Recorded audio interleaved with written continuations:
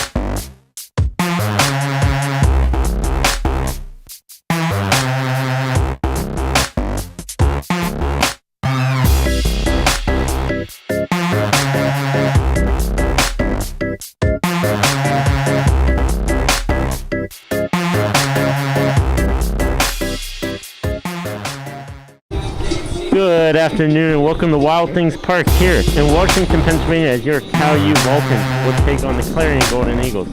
My name is Donald Bison, and alongside me is Gary Smith. And Gary, both the Vulcans and the Golden Eagles looking for some wins here, as both teams suffered a loss in their last contest. That is correct, Nolan. It's great to be here on this beautiful sun-splashed afternoon with California getting back to action. They went 1-2 in the series this past weekend against Walsh University out of Columbus, Ohio. But we have on the screen right now the tail of the tape showing both teams. California coming into this game 3-3, Clarion 0-3. California having a series with Wheeling and then a series with Walsh. So you can see California a little higher average, 240 to 232. Another number to look at is the runs. California 39 runs, 14, and then the pitching. California has an advantage, 4.08 ERA. And Clarion as a team ERA is an 18.47 ERA. And Nolan, I see you have the starting lineups for the Clarion Golden Eagles. Indeed, I do. Starting first for the Golden Eagles, number 1 center fielder Casey Schugert. Starting second baseman Alex Ficcarelli. Starting third, number 13 shortstop Scott McManaman. Number 7 starting fourth, third baseman Will Constein. Starting fifth, number 17, number first baseman Emerson Abramaya. Starting number 6, number 8 right fielder Darren Byers. Number 7, number 19 right set catcher Lenny Puccini. Number 8, number 16 designated hitter Ethan Smith. And finishing off the order, number 9 left fielder Tyler Meckham. And this is a lineup for Clarion. Like I said, they're 0-3. They've played a couple tough teams in the PSAC so far. So this is an early season matchup. It's a non-conference matchup, trying to get games in. But both teams looking to get back on the winning track. And the first pitch on the day for senior number 26, right-handed Nick Riggy, is a strike here. So 0-1 count here, just after 1 o'clock. And Riggle's probably the ace of the staff for the Vulcans, a guy that's you look to kind of shut down the other team's bats. So that one's hit out towards third base, but just foul. And we had a chance to talk to Nick, I believe it was Wednesday or Thursday, with a video project that we were doing in coordination with Matt Kiefer. And Nick seemed very optimistic about this game and how the season's going so far. Like I said, 3-3. You figure we're only barely into the second week of March, and California's playing their 7th game in a lot of years. That has not happened. As a matter of fact, 2 weeks ago when we were here with the Wheeling game, in the outfield, if you were watching the game, you saw snow everywhere. So it's nice to be slowly moving into spring. It is indeed. So that one foul tip there. 0-2 count still here for Schugert, trying to stay alive here in the top of the first. And it looked like Riggle that time was trying to go up inside, trying to force Clarion batter to just trying to speed up that bat and get out of the way, but it was a good job by the batter to foul it off.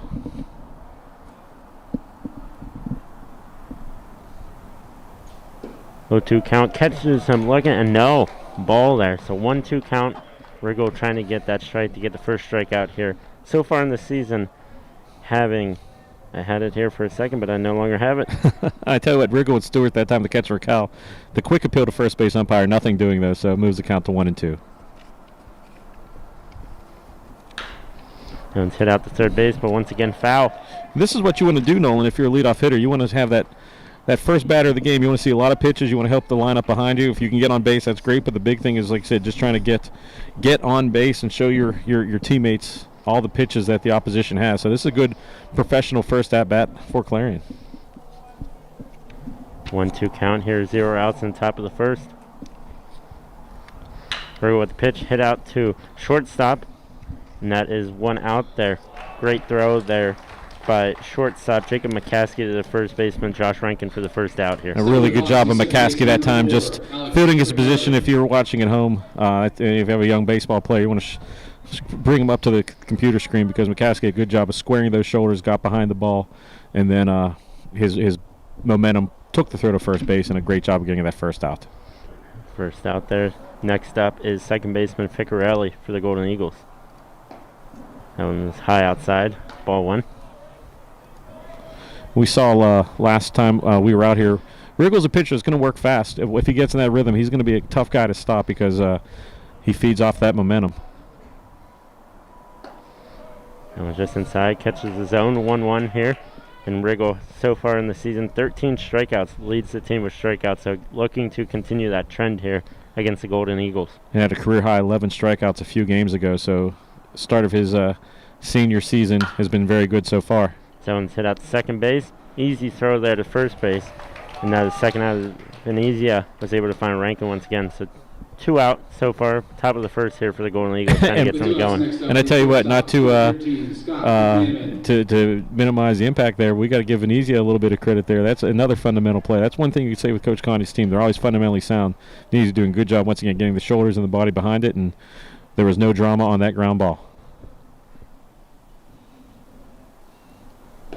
2 outs here. Someone catches the dirt, so ball 1. So the scoreboard's still being up to date.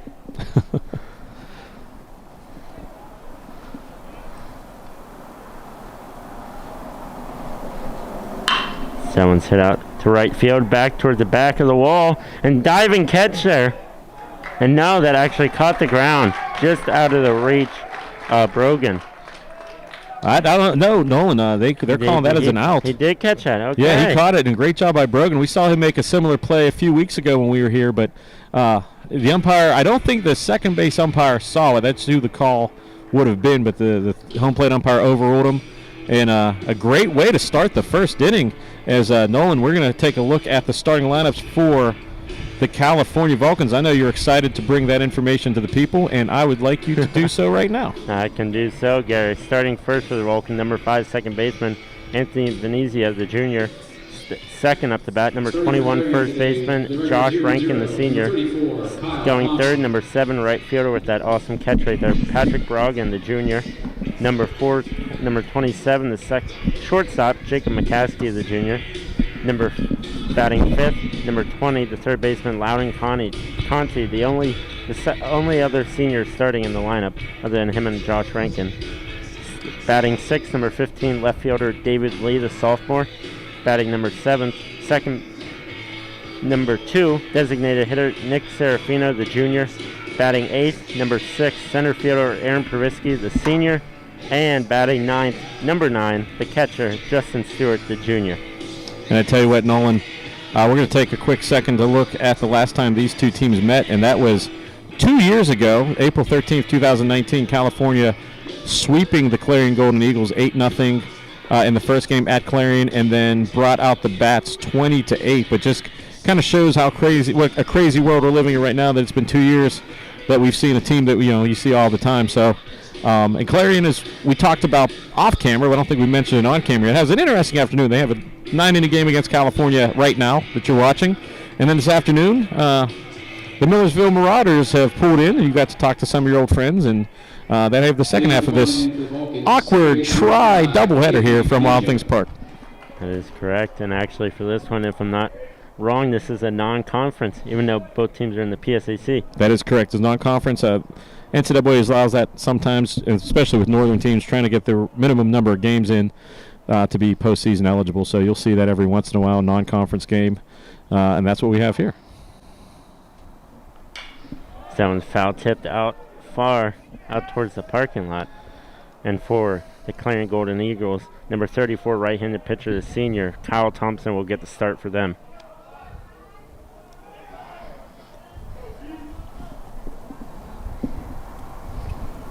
That one was high. Ball one. 1 ball, 1 strike here. 0 outs in the bottom of the first inning.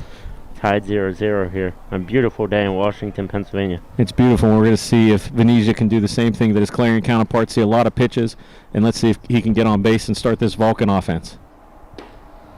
That one was low, but in the strike zone. 1 ball, 2 strikes here for Venezia. Yeah, working the outside corner. Definitely don't want to give anything Venezia inside, having a chance to drive something. Wind is blowing out from to left center field, so right-handed batters, it's right in that power alley. That one was high. 2 balls, 2 strikes. And as we saw in the beginning of the order for the Golden Eagles, going to try to work Thompson here. And that was a definition, Nolan, of a waste pitch. Just a little off-speed pitch, seeing if Venezia would chase, and he did not. So good job of running the count to even at 2-2. That one foul tipped as well. And back up and off the club box. Luckily, nobody was sitting over there, but one came in hot. Well, not only that, Nolan, it hit the yellow jacket trap up there. So hopefully that didn't rattle any dormant yellow jackets up there, but a little bit of excitement. But at the end of the thing, it's only 2-2 still. That one was low in the turf. 3-2 count here. 0 outs for Venezia, trying to get on base for Josh Rankin to try to deliver a run here early. And I tell you what, if Venezia can get on, he is a handful on the base pass. So that's something, if you're a California fan, you want to see. Get that offense moving fast. That one was hit out center field and will drop in for the first hit here of the game here for the Vulcans. Anthony Venezia able to find the open spot and get a man on first. And I tell you what, Venezia was right on that fastball, just exactly what you want to teach a batter. Just had that left lead foot going straight back towards the pitcher, goes back through the box, and now we have the Vulcans have a runner on first and a chance to do some damage. Like I said, this is a Clarion team. As a team, the ERA over 13 in 3 games, that's not good, so California knows that they should be able to score runs. That one was just outside. The ball 1 for Josh Rankin, and try to deliver a big hit here to get the Vulcans up early in this one. Rankin on the season coming into this game batting .278, so through 6 games doing a pretty good job of getting on base.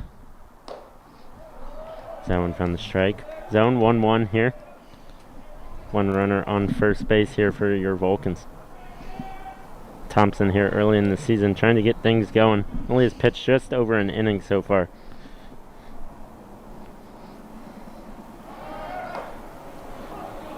Venezia almost stole there, but realized he was not going to make it, so made it back to first base just in time.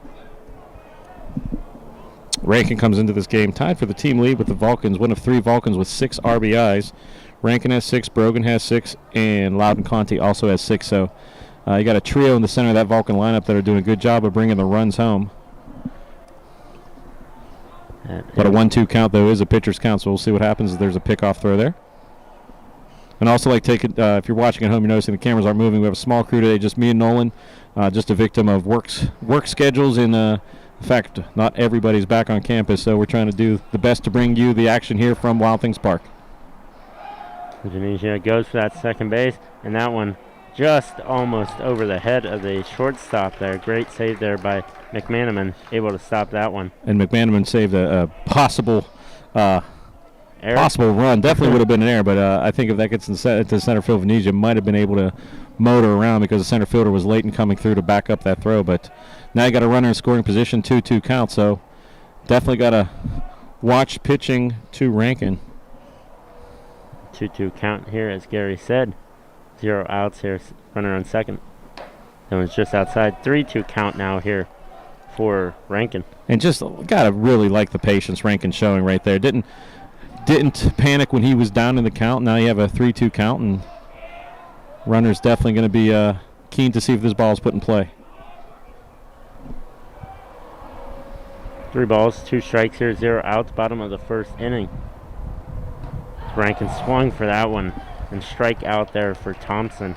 Caught him looking there and able to get the first out of the inning. Just a nice little pitch, I think he took a little bit off of it and was not able to catch up that. I'm bringing up Brogan with a runner on second. Brogan coming into this game is batting .304. He has 6 RBIs on the young season, 6 games in, 6 RBIs. So 1 RBI per game is not a bad stat to have. And not at all. He made that amazing save earlier on. That one was high, ball 1. Vulcans looking to continue this hot streak here. Runner on second base, 1 out as Patrick Brogan up to bat here, batting a .304 so far this season. He's swinging for that one, and that one popped way straight up. That's almost the proverbial foul or fly ball into the elevator shaft. It went straight up, and tell you what, the shortstop for Clarion, McManaman, did a good job of fighting off that sun. And I tell you what, talking about fighting things off, if they can get out of this inning with a leadoff base runner without allowing a run, that's going to give Clarion some positive energy going to the bottom of the top of the second. Because California, looking like they want to break this open early, knowing that Clarion has been struggling on the defensive side of things. I would agree with you there, Gary.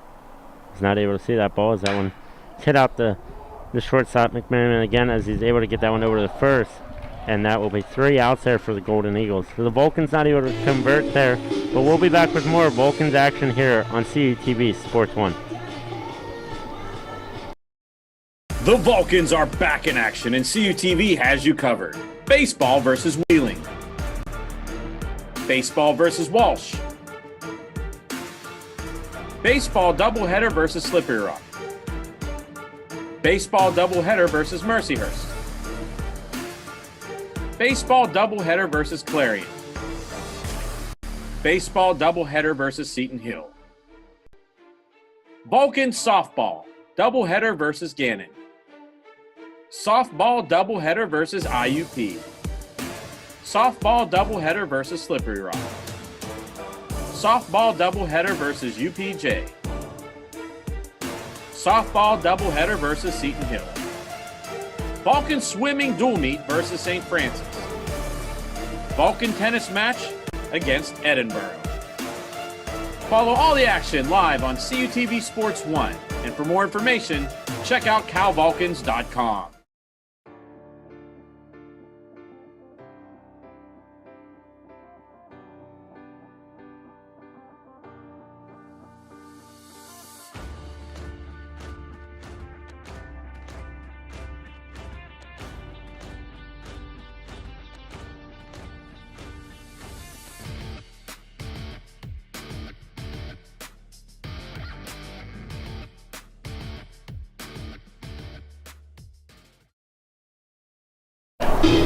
Welcome back here to Wild Things Park here in Washington, Pennsylvania, as the first inning has just ended after the Golden Eagles were able to keep Anthony Venezia on second base and not allow any damage. So it just shows how important being able to field your position is, because McManaman, the shortstop for Clarion, did a really good job of fighting off the sun on a pop up to short left field, and then he was able to get it. And then the last play, ball took a weird hop. He was able to take it and throw it out to end the inning. So good defense for Clarion as we go to the top of the second.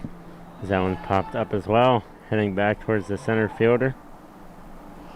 And that's out one right there, as Aaron Probisky was able to track that one down in the sun.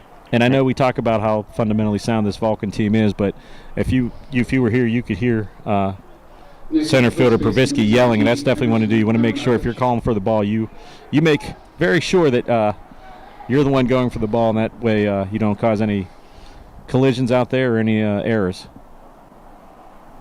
One out here, and that one goes right down the middle for strike one there for Riggle. And to go back on your point about McManaman earlier, basically made three solid plays there that past inning. First, about saved the runner going to second base, the pop fly, and then the one to second base. Yeah, and and I'm glad you brought that up, because that throw down to second base that he saved the extra base. I mean, that's something that's not going to show up in the stat sheet, but definitely that saved a base for Clarion, and that kept the Vulcans off the board. That one's just outside. 2 balls, 1 strike, 1 out here in the top of the second for the Golden Eagles, tied 0-0 here. And Riggle really wanted that one. You'll see a lot of times the outside corners are called very liberally in college baseball, just a little too far outside for that one to get the call. That one's hit down to the shortstop, and that is another out there. Great throw there by the shortstop McCaskey over to Rankin for the second out here of the inning. And I tell you what, so far in this first inning and a half, if you're a youth coach, you want to show both defensive series for California, the defensive series for Clarion, just good fundamental defense. Like you said, coming up, McCaskey squared the shoulders on the run and was able to plant his feet and make a nice strong throw to first to get the out. There's 2 outs here, and that one just high out of the zone, so ball 1. Keep it to your right of ground.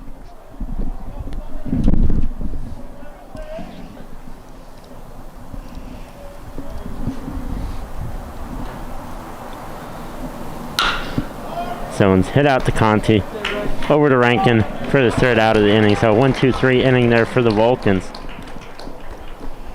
As we will keep it here for this little break between the switch here for the Vulcans to get back up to bat. Yeah, we're going to take a look at the team leaders for your California Vulcans right now through 6 games and before the first bottom half of this first inning when the Vulcans came to bat. But you can see on your screen right now, McCaskey is your leader in average at .391. He's also your leader in hits, which makes sense since he's leading an average with 9.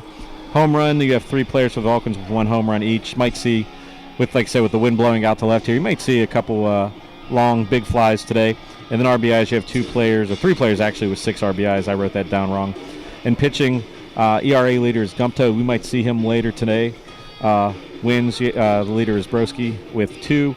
Nick Riggle leads the team with strikeouts, 13 coming into this game, and innings pitched, Nick Riggle is leading with 11.2, and you can make that 13.2 right now because he has 2 very efficient innings in this game so far. But early on in the season, like we mentioned a little bit before in this broadcast, it's nice, we're in the second week of March, and there have been some years that Cal has not been able to play, or any of these northern teams have not been able to play due to weather and winter, so it's nice to see Cal get their 7th straight game at home so far in the 2021 season. Right, I'd have to agree with you. I mean, 2 weeks ago or so we were here, and we were talking about here at the beginning of the broadcast how there's snow out there in the far back, and I know about 2 or 3 days ago I was wearing shorts and we were out golfing. It was about 70 degrees, so I know the Vulcans are hoping for this weather to continue. You always know when Nolan is wearing shorts because the line of ladies coming out of the student union trailing him is very long, so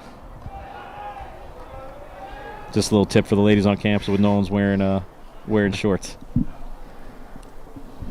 This one just about to get back underway. Thompson looking to go 1-2-3 just like Riggle did right there. And a dangerous batter, Loudon Conti, in the box for the Vulcans. A little bit of a rough start so far in the season, a slow start for him, but he's a guy that if he can get that bat going, he can break out in a big way, and you like to see that if you're a Vulcan fan. Indeed, as that one was a ball there. 1-0 here, bottom of the second. Someone's hit out the left field, tracking back, and yes, it will find the spot out in left field as Conti's heading for second base, and he will stay there. Great hit there by Conti, able to get it right in the gap between left field and center. And I tell you what, that is a great leadoff hit for Loudon. He stayed on that pitch, and I tell you what, when that ball came off the bat, I thought maybe he hit it too pure. I thought it might have held up just enough for the left fielder to make a play on it, but it kind of tailed away from the left fielder, got in the power alley. And once again, second straight inning, California has a runner on second with no outs, and let's see if David Lee can maybe add to his RBI total this year. David Lee looking to add to that as well, as only 1 RBI so far in the season. Someone's hit out to third base, but foul. Heading down the pitcher's mound out that way.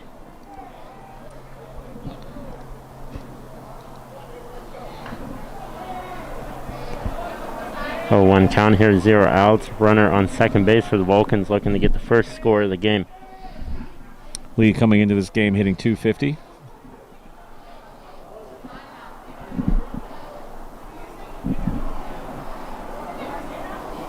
That one's just outside. Great save there by the catcher for Clarion, Lenny Pusini, able to keep that one and not allow Conti to get to third base.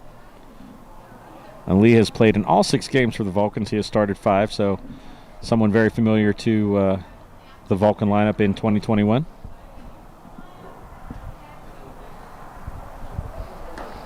As Lee swings for that one. Almost heading for the fences there. 1-2 count here. 0 outs still. Well, Thompson took a little bit off. That looked like either a change-up or maybe a little cut fastball on the inside. Just had a little bit of downward movement. Lee was not able to find the sweet spot and goes behind 1-2. 1-2 count here. That one was low once again, so 2-2 count here. Good job by Lee just to lay off that pitch. That's a common pitch when a pitcher is ahead of the count 0-2 or 1-2. Just kind of throw something out of the zone, because you never want to give up a hit or an RBI, but you definitely don't want to do that if you're a pitcher, if you're ahead of the count. So that evens the count, so we'll see if Thompson brings something closer to the strike zone as he steps off and Lee resets. So key early at bat here in the game for the Vulcans. Even if Lee doesn't get on base, he'd like to at least see if he can move Loudon Conte over into a scoring into third base, and then a sacrifice can score him.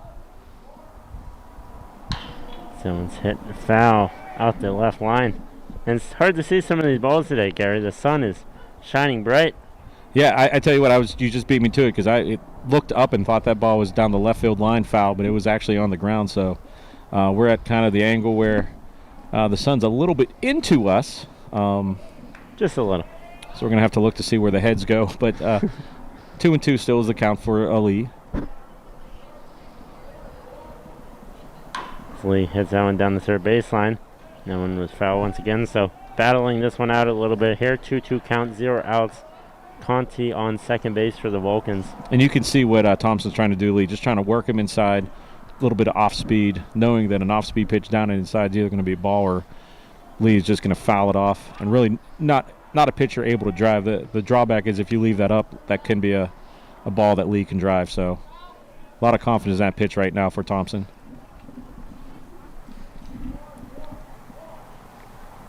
That one was high, and watch out there for Lee as that one was coming towards his head. Able to duck out of the way quick. Easy take for Lee. That was a little bit of a curveball that got away from Thompson. Lee just kind of knew it wasn't going to hit him.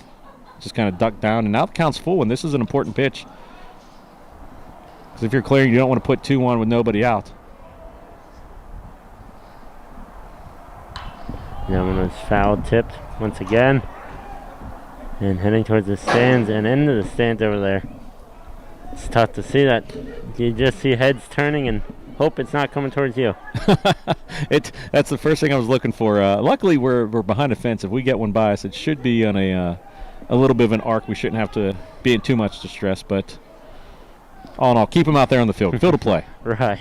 Save on money for baseballs. 3-2 count here for Thompson. Someone is hit out to center field.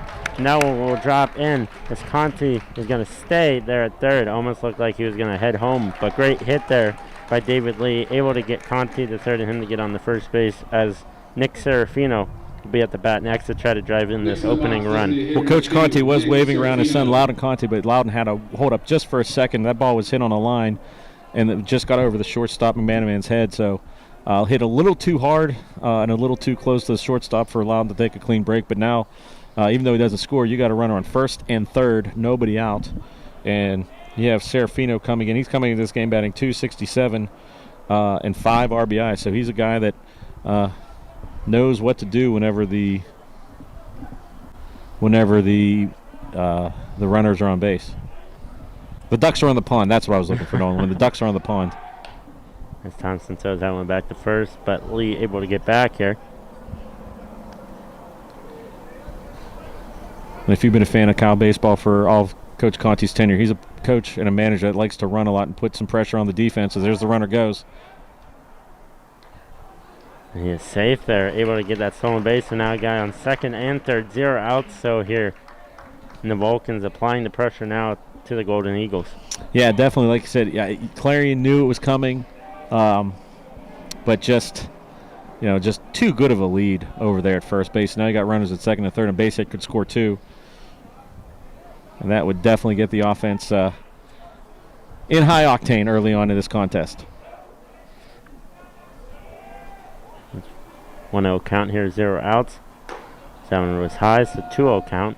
And for Millersville here, being here before the game, able to watch some of Clarion and see, some of their little tactics that they may do during the game. Yeah, and you heard that right. Millersville is here. They're playing Clarion in the second part of this doubleheader. So 3 teams here, 2 games. No admission, so come on out to Wild Things Park and watch a great day of baseball. That one was struck out to the second baseman, but great throw there as a run will score there for the Vulcans. So even though Serafino was not able to get on base, able to drive in an RBI, and it will be a 1-0 lead here for your Cal U Vulcans in the bottom of the second inning. Yeah, it did exactly what you're taught to do right there. If you can't get a lot of meat on the bat or a lot of meat on the ball, you definitely want to try and shoot it to the right side.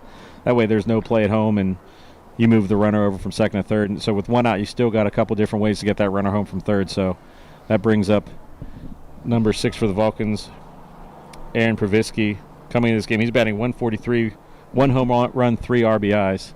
So a little bit of pop in the bat as he's a co-team leader in home runs. As that was strike 1, and for Pravisky, we saw in the last time we were here, sometimes likes to use the bunt a little bit to advance the runner. So maybe a little bit tough to do that with the runner on third base, but hey, who knows? Well, don't rule out a suicide or safety squeeze from Coach Conti. He likes to put a lot of pressure on the other team, so at the very least he might fake it. We saw there once again as that one was just outside. So, and what that does, Nolan, is to the third baseman, even though he may not be bunting, even with the fake, the third baseman definitely has to respect that, but that brings him in closer, so anything down the left side, he doesn't have a lot of time to react. Someone was just like that.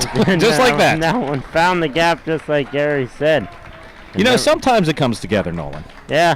Well, whenever you watch baseball, I'm assuming for a lot of years and do a lot of Cal Vulcans baseball, watching Coach Conti, these things seem to occur a lot. So a 2-0 lead here for the Vulcans as Pravisky was able to find the gap between the shortstop and third baseman, and Stewart will look to continue this hot offensive start for the Vulcans. 1 out here, runner on first base. That one's high out of the zones, ball 1. And coming into the game, Justin Stewart batting .125. He's played all 6 games, started 5, 1 RBI. So Stewart definitely waiting for his bat to wake up here early on, but this is a perfect day to get that bat right. Has strung through that one. And great steal there by Pravisky. So swing through by Stewart. Got the strike, I believe. Yes, he did. Got the strike, but able to advance Pravisky. Yeah, as a swing through foul tip strike, it was caught. Actually, it would have been better if the catcher didn't catch it, because then it would have just been a foul ball and the runner could not have advanced. But worked out for California, 1-1, and that puts a runner in scoring position for Stewart.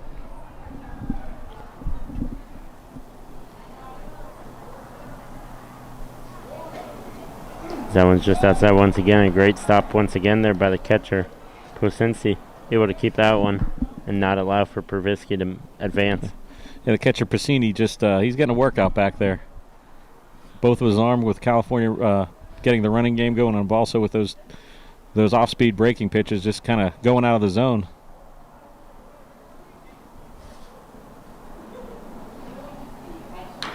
That one was tipped, and a great catch there by Venezia as that ball was heading towards the dugout of the Vulcans. He saved his teammates there. He's getting a little action, getting ready for second base. Those ground balls heading his way. Well, trust me, he doesn't want to get that glove too soon. The California has 2 runs, and the lineup's about to flip over. So it's one of those situations. The bats may be able to stay hot for a while here if you're California. But give Thompson credit that time. That was a nice off-speed pitch for the strikeout.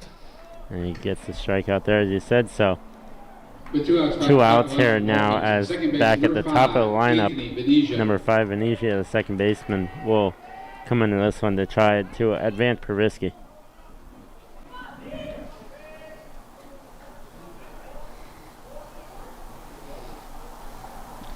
That one was foul tipped. And in the first inning, Venezia hit a rocket back up through the box, was unable to come through and come home, as there was a couple good defensive plays behind Thompson, the pitcher, but Venezia was right on it. And even with that foul ball, it was a foul ball right past, so that means he didn't miss it by much. He was on it, just got a little under it. So yes. Clarion's going to have to treat him with kid gloves right here. As 0-1 count, 2 outs here. Check swing, but no, he got him. So 0-2 count, 2 outs here. Runner on second base when the Vulcans looking to try and advance him. I tell you what, Kyle Thompson, the starting pitcher for Clarion, doing a great job of mixing up speeds. He has a decent little fastball, but there's a lot of separation in miles per hour between his fastball and his off-speed pitches. So that one's run and out of the glove of Procinci, and Pervisky will head towards home. And will he get there? Yes. Yes, he will, as that one was dropped there by Thompson, not able to hold on to it. And the Vulcans will take a 3-0 lead here. That was an error there on Thompson. When I tell you what, we gave all kinds of credit to the catcher Piscini right now early in the game, but that time kind of muffed I shouldn't say an easy, but it was an off-speed pitch, didn't have a lot of heat. Goes to the backstop, and a good job of Coach Conti just waving in his runner, not stopping. It's a 3-0 lead right now for the Vulcans.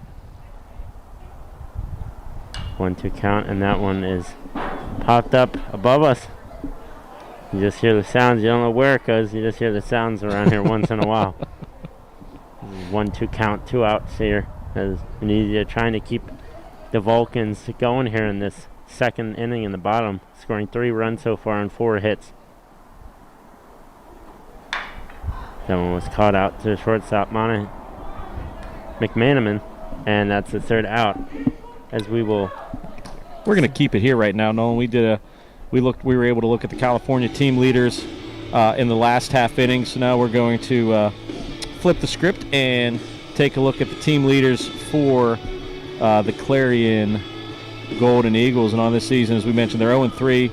Played a lot of good teams so far. They've played Seton Hill and Millersville, and they're going to play Millersville and Seton Hill again this weekend.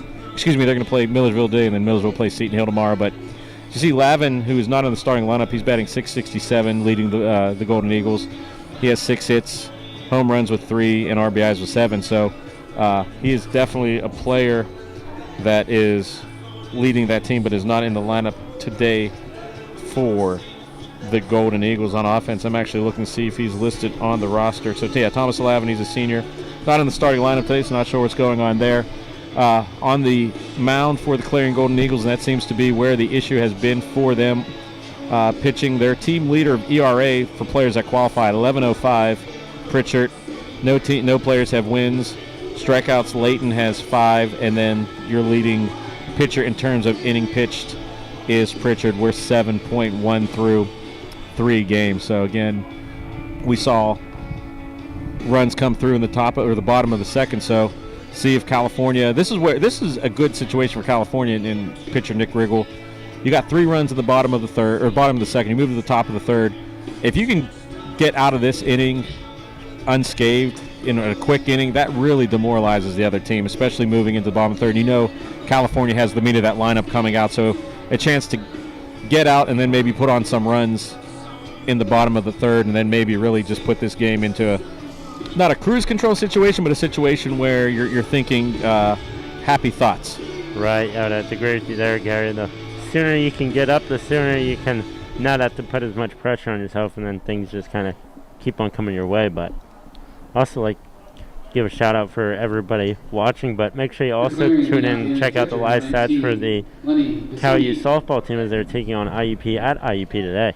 Yeah, that's the first of back-to-back doubleheaders for the Vulcans against IUP yesterday. Not able to play. The field was a little bit wet from the rain before, so the doubleheader was moved from yesterday to tomorrow at home, and then they're playing at IUP today as the first pitch was low, ball one. And also, I know, speaking of giving shout-outs, I know you have people watching back home in Halifax. I do have people watching back home as that one is struck out, and almost a great save there by Venezia off the glove, and that one headed back towards the shortstop spot, so tough blow there for the Vulcans, but runner on first base, great hit there. Yeah, that was a good effort by Venezia moving to his left. Was able to knock it down, and it's probably saved the base because that was kind of scooting towards that right center field gap. So that'll be the first hit for Clarion, and that keeps the lineup moving, brings up Ethan Smith for the Golden Eagles. As you said, Smith up, trying to get something going here for the Eagles. That one was hit out to left field, and that will drop into left field as it hits off the back fence. Runner going to third and second.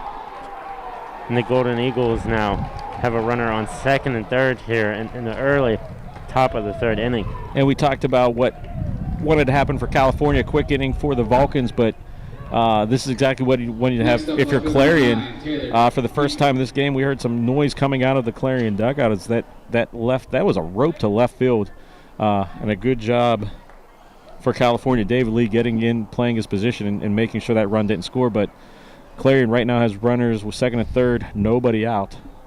Yeah, Clarion, you definitely heard the noise come. Don't know if you could hear it through the mics, but some noise coming from Clarion as they're trying to get something going here after giving up 3 runs.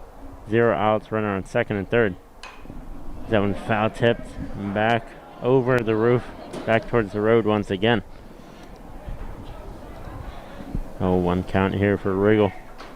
Trying to shut things down a little bit. Yeah, this is going to be a good little test for the senior Riggle. He's the guy you want on the mound. He's been through these battles before. Let's see if he can come through once again for the Vulcans. That one was high. 1 ball, 1 strike here. And really, I think if you're California, you can live if 1 run comes through. You definitely don't want both runs to come through. So you'd be more than willing to trade an out for a run right here. That one finds the zone. A little bit of a smooth, slow ball there. And 1 ball, 2 strikes. Yeah, I couldn't tell if that was a curveball or changeup, but that definitely was about 15 miles per hour less than the last pitch, and a good job of freezing Clarion's Tyler Meacham, the number 9 hitter. And Meacham, a freshman. So you have a bunch of freshmen actually in the lineup for this game. So that one's heading out through second baseman as he'll be able to get that out, but run driven in there for the Golden Eagles, so it'll be now a 3-1 lead for the Vulcans. And right there, like you said, California willing to trade the run for the out. Does move a runner back into scoring position at third base, so you got a couple different ways you can score from third: sacrifice, wild pitch, balk. But definitely after those first 2 hits to start the inning, loud hits for Clarion. Good job of settling down for California, getting that first out of the top of the third. As they return back to the top of the order, that was a strike 1 there, 1 out here for the Vulcans as Trugert back up to hit once again.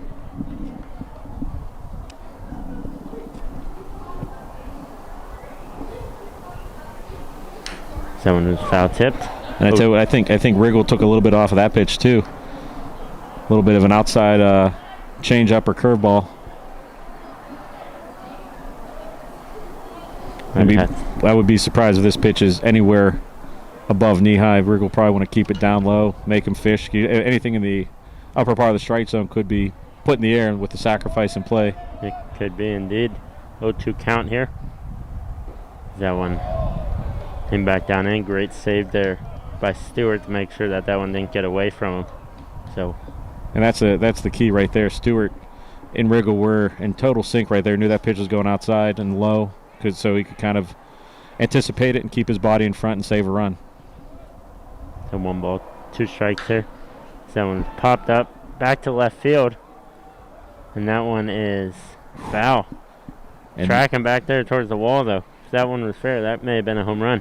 Yeah, I think if it was fair, it definitely had the home run distance, but nothing doing, just a long strike, and everybody can reset, but definitely a little bit of hush in the crowd as that ball was hit pretty solidly down the left field line. Like I said before, the wind is blowing out to left center. So I don't know if it blew a little bit out or if it's just pulled a little bit and drifted foul, but time to reset and see if we can bear down for the Vulcans and get this 3rd strike. That's real 1-2 count here, 1 out.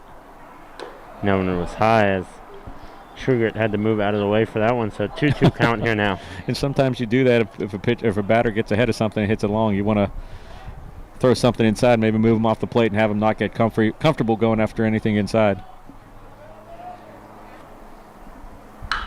That one was hit out to Conti there to first base for the 2nd out, but another run will score there for the Golden Eagles as Ethan Smith, the senior, was able to come in for that one. So now a 3-2 game here in the top of the 3rd inning. And Lyle Conti doing a good job of fielding his position at third base right there.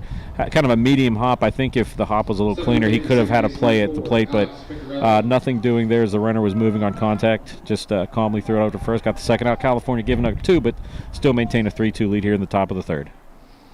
It's 2 outs as that one finds the strike zone. So strike 1 there for Riggle as Ficarelli trying to continue this offensive pressure here by the Golden Eagles. First the Vulcans, now the Eagles. And once again, just high out of the zone. Thought that one was going to fall in for strike 2. Yeah, it was just, I think, a little either too high or a little too inside. The umpire thought about it for a second, but nothing doing for the Vulcans. That one was low. That one was definitely a ball. So 2 balls, 1 strike here. 2 outs in the top of the 3rd inning as Clarion has driven in 2 runs so far.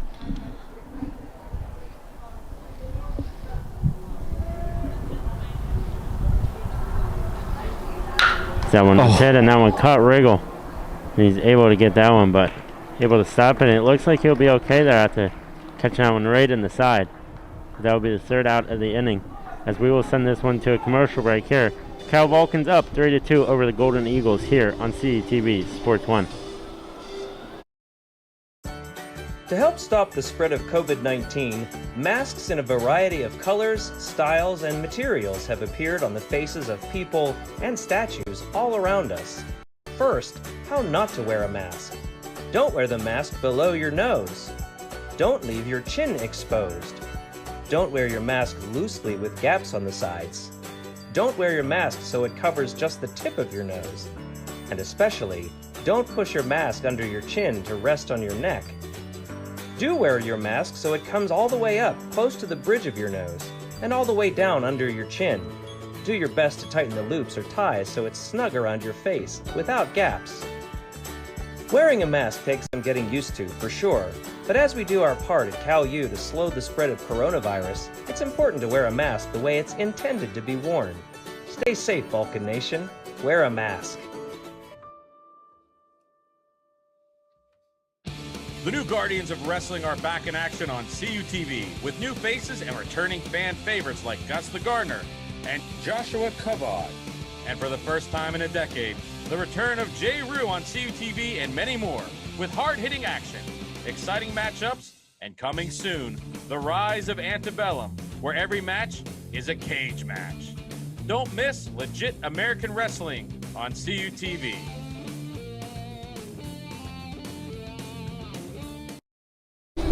Welcome back here to Wild Things Park. Your Cal U Vulcans lead 3-2, but a great top of the inning there for the Golden Eagles as they were able to answer back 2 runs there to make it a 3-2 game now. Yeah, that was we talked about in the top of the inning what California needed to do, but Clarion did the opposite to kind of scratch and claw and get 2 runs back. So, but California has the middle of this lineup coming in right now, so good chance to maybe come back in and erase that, even those runs out. As that one was check swing, but went around enough, so 0-1 And I promise I can talk. It's just the way we're sitting, and I'm trying to direct, and the sun is right in my eyes. And I could not find my mouse for a second. Couldn't find my mouse and could not find my words. So, but we're okay now. That one is hit out to the second baseman, and now off to the first baseman. But Thompson's able to get there for the first out of the inning. Yeah, when that ball came off the bat, I thought it might have been moving too slow for there to be a effective play made, but was able to get the out and nothing but a slow roll, and it's first out of the inning. It brings up Patrick Brogan. And Brogan up to bat here, looking to get the Vulcans, get some offense going here. We saw him make a stellar play to end the top of the first inning for the Vulcans in right field. Someone finds a gap in between the shortstop and second baseman and will be able to lead off there. As the Vulcans able to get on to first base here and looking to drive in a run now with Jacob McCaskey coming into the game. And once again, first pitch swinging, so I'm wondering if they're seeing something that Thompson for Clarion is just bringing anything on that first pitch into the strike zone. Just wonder if that's the code. Just swing at it. One out here, bottom of the third. Then one goes right down the middle, catching McCaskey looking. Ball strike one. Again, first pitch right down the middle, so he's definitely around the zone, and sometimes that can be a little dangerous. Most of the time it's good, but sometimes it can be dangerous if everyone knows that first pitch is going to be right there. That one gets back to first baseman, but Brogan able to get back safely. Yeah, sometimes, Nolan, you might want to throw it at the mascot. Little Bull Durham reference right there. Show a little bit of wildness. Make sure those batters don't get too comfortable in there.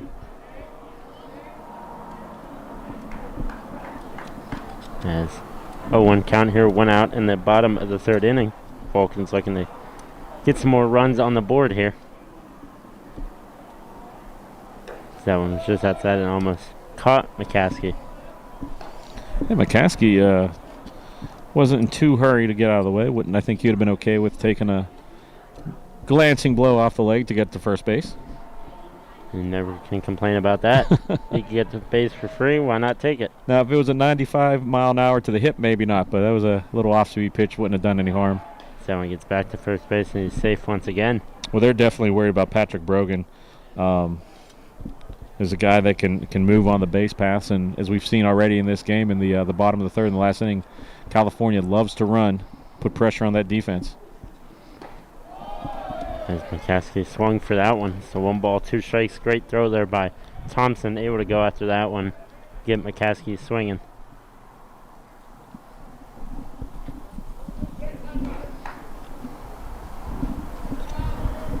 Just a beautiful day here, Nolan. Just unbelievable spring afternoon here.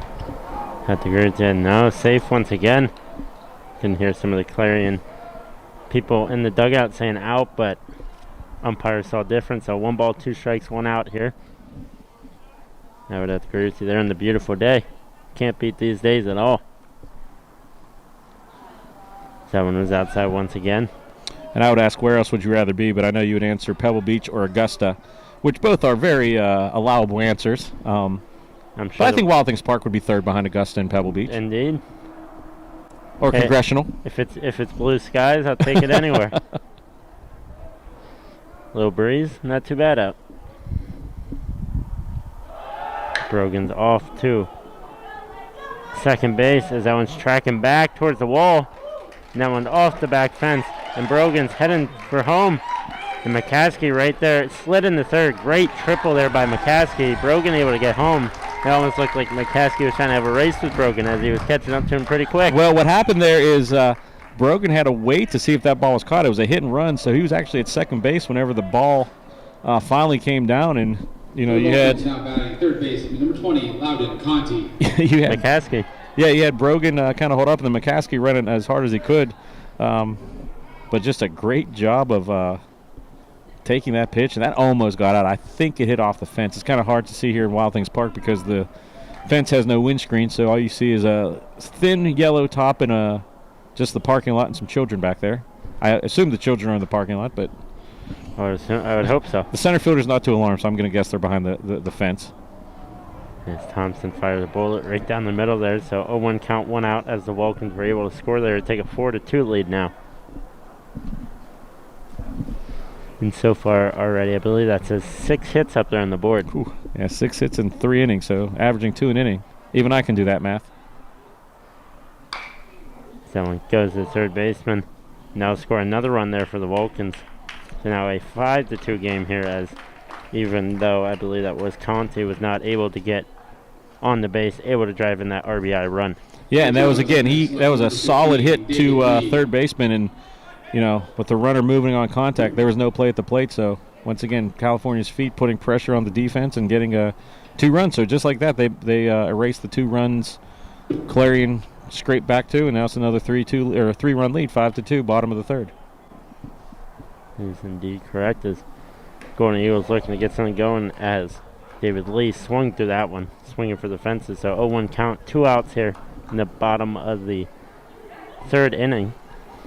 We saw Lee's last at-bat do a good job of battling. That nice pitch. Slow, low pitch down the middle. Little breaker into the zone. So 2 outs here. That was a good pitch. A little breaking ball caught the inside part of the plate. There was nothing Lee could have done with that. So, tell you what, Thompson's a tell of 2 pitchers right now. He's given up some ringing base hits, but he's also done a good job of being around the zone and freezing the Vulcans' bats.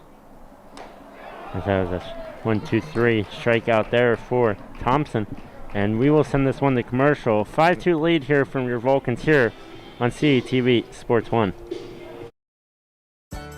To help stop the spread of COVID-19, masks in a variety of colors, styles, and materials have appeared on the faces of people and statues all around us. First, how not to wear a mask. Don't wear the mask below your nose. Don't leave your chin exposed. Don't wear your mask loosely with gaps on the sides. Don't wear your mask so it covers just the tip of your nose. And especially, don't push your mask under your chin to rest on your neck. Do wear your mask so it comes all the way up, close to the bridge of your nose, and all the way down under your chin. Do your best to tighten the loops or ties so it's snug around your face, without gaps. Wearing a mask takes some getting used to, for sure, but as we do our part at Cal U to slow the spread of coronavirus, it's important to wear a mask the way it's intended to be worn. Stay safe, Vulcan Nation. Wear a mask. The new Guardians of Wrestling are back in action on CUTV with new faces and returning fan favorites like Gus the Gardener and Joshua Kavod. And for the first time in a decade, the return of Jay Rue on CUTV and many more with hard-hitting action, exciting matchups, and coming soon, the rise of Antebellum, where every match is a cage match. Don't miss legit American wrestling on CUTV.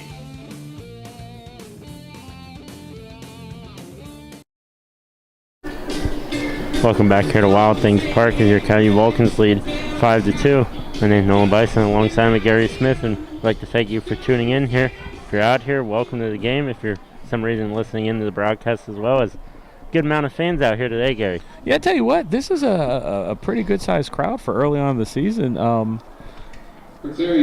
Probably, I'd say about 150, 200 people were in the ballpark today.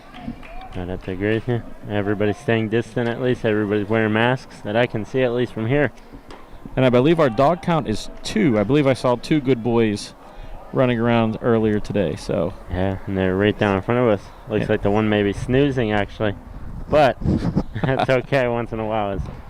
Well, I thought you'd be joining them after breakfast. We stopped at the Pilot in Bentleyville, and Nolan somehow found a French toast, bacon, cheese, sausage, egg, and cheese, and sandwich.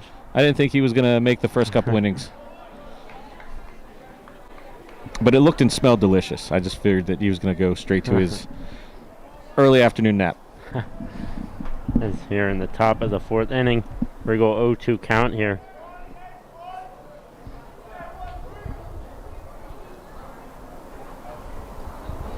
And Riggle strikes him out. Almost like as though that one was going high towards the head, but we'll talk about some cheese. That was some high cheese right there. Nick Riggle just bringing it inside, and that was almost a defensive swing right there. 7, Will Constantine. 4 Byers. The Byers definitely went after that Excuse me, McManaman, the shortstop. Easy for me to say. So one found the strike zone once again. Regal's starting to find that strike zone here. Past 5 balls thrown, four strikes. So starting to get in the roll here. A 1 count, 1 out.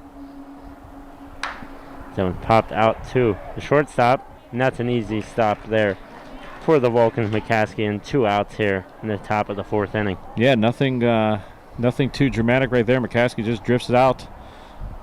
Didn't even have to turn around. He was able to stay, just backpedal and get that play. So this is the top of the inning. We needed the last inning for the Vulcans to exterminate the Clarion threat, but the Cow Bats were able to take care of those 2 runs that were given up in the top of the 3rd. As that one found the turf there, so 1-0. So you're saying dirt, but this field is all turf, so no dirt out there. There's nothing for an animal to eat out there on that field. That one once again found the turf, so 2-0 count here. 2 outs in the top of the 4th inning. Regal trying to get out of the top of the 4th inning a little bit easier than what he had to do in the last inning, battling it a little bit. Not only that, with no grass or dirt, that makes it pretty easy for the equipment managers at Cal U to keep the uniforms spotless. Yeah, not much laundry to do, I would assume. Speaking of uniforms, good uniform day today. Vulcans in their home whites with the red trim, and Clarion with their blue tops and white pants and their gold trim. So very appealing matchup to the eyes, as there's another strike there, 2-2. Yeah, 2-2. I know a couple games we've had here where the uniforms and numbers are a little bit difficult to read, but everything's pretty simple today to read, even with the sun shining as bright as it is. 2-2 count. Ooh. And he's swung through that one, and that'll be 3 outs here. And we will send this one to commercial once again. Make sure you stay tuned for more live Vulcans baseball here on CTV Sports 1.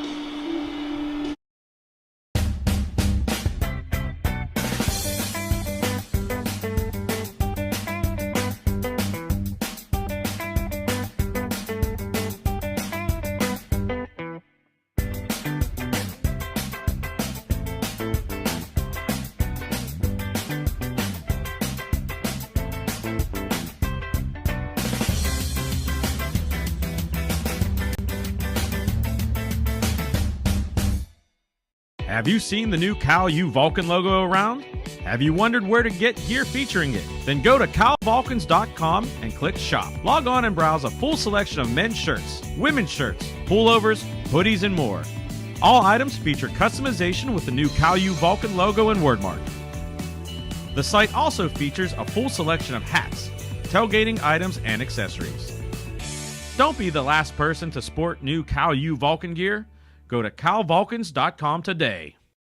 Pride and passion drives the Pennsylvania State Athletic Conference. From 55 NCAA championship teams, 294 individual national champs, and counting. Who's next? Make the PSAC yours. PSAC Proud is winning in athletics and in the classroom. Over 3,100 PSAC student athletes are honored as scholar athletes. It's a perfect mix of athletics and academics. It's time to make the PSAC yours. Nick Serafino. Welcome back here to Wild Things Park, and I'd like to thank Matt Kiefer for an update on the softball game. Cal U and IUP tied 2-2 in the top of the 4th inning up in Indiana, Pennsylvania here. And I would assume the sun's shining there just as much as it is here. No, it never shines in Indiana or IUP. It's always dark and gloomy. So another reason to go to Cal U instead of IUP is we're talking about that is California beating out. That's probably going to be an error, but Nick Serafino, little chopper to third base, his acceleration forced a bad throw, and he'll be on base. Yes, the third baseman, Will Constantine, was not able to get that one, or was able to get that one in the first base, but a little bit off thrown, and not able for the first baseman to get that. And once again, if you have a young player watching at home, Serafino doing a good job. He knew he didn't hit it all that hard. He only hit it about probably 45, 50 feet, but did not stop hustling, and now he's on base. The Vulcans looking to continue the offensive pressure here. There's a little bunt attempt once again, but that one will go foul. And out there in far left field, you can start to see, can't see with our cameras today, we can start to see Millersville warming up for their game. Yeah, like I said, if you're just joining us, Nolan and I are by ourselves today. We have 2 cameras. We're both stationary, but we're doing our best to switch between them, get some close-ups of the batters, and doing our best to call the action if they're off the screen. Just one of those situations where we had people that had to go to their other jobs today. So once again, another bunt there. To 0-2 count here. Once again, Pervisky, as we talked about earlier, Gary, a little bit of a bunt specialist. Uses it sometimes to his advantage. Yeah, I'm not sure if he's a specialist or just the games we've been at. It's just he's always getting up with the runner at first and nobody out. So, but he's definitely a guy that's being called on to put the ball in play for Coach Conti and move those runners over. But you'll need to do it with a swing here with an 0-2 count. 0-2 count here. That one was outside and was safe there once again. Almost got Serafino there. He was a little bit off the bag there and almost costed him a run. And I tell you what, the more that happens, the more chance you're going to see a ball sail into right field, because a lot of times the first baseman's not paying attention 100%, and that ball is going to go into right field. So we'll see if that happens. And if that happens, you might as well put the runner on third for California. Zone's hit out to left field. This is the left fielder backtracking. Able to get that one for the first out of the inning. And Nolan, that is the definition of a lazy fly ball. Picture that as a basset hound that just had a big dinner. Just a slow shot to left field. Plenty of time for the left fielder to get underneath it, and that'll bring up the number 9 hitter, Justin Stewart. And that was the freshman, Tyler Meekum. And now you're picturing a basset hound eating a turkey dinner? I could be doing that as well. The runners off to second base and safe once again. I tell you what, that was a great throw. I mean, that was a good jump. There, I mean, that was one of those situations where, the runner got a good jump and the catcher got a good throw. It just, the throw sailed to the left field side of the bag, and it was a stolen base for California. But I tell you what, give Lenny Piscini, the catcher for Clarion, some credit. He's playing a pretty good game so far for the Golden Eagles. Yeah, and Piscini is a freshman out of Irwin, PA, so getting a lot of early test on in his young career here at Clarion. And I thought give the pitcher Thompson credit. He's been knocked around a little bit, but he hasn't given up the big hit or the big inning. I mean, California scored 3 and 2, but they've been through small ball. There was one extra base hit into a triple, but other than that, California's been a good job of pecking these runs. Yeah, that one's hit out to right field, and that one will find the gap. That one's tracking back towards the fence. And one run will score for the Vulcans. As that is Serafino able to get in. And great hit there by Justin Stewart, the catcher for the Vulcans, able to deliver that RBI up. So now a 6-2. Next up for Kenny, and I tell you what, that sometimes the announcer curse working for your team. I said that we haven't had too many big hits, just kind of pecking around at the runs, but that was a big hit, a nice little frozen rope to right field, and the runners exchange places. Runner goes to second, runner comes home, 6-2, 4-run lead for the Vulcans. In 3 straight innings that the Vulcans have put a number on the board. That is correct. And more importantly, it flips the lineup over to the top, a dangerous top 5 batters for the Vulcans. Caught the inside zone.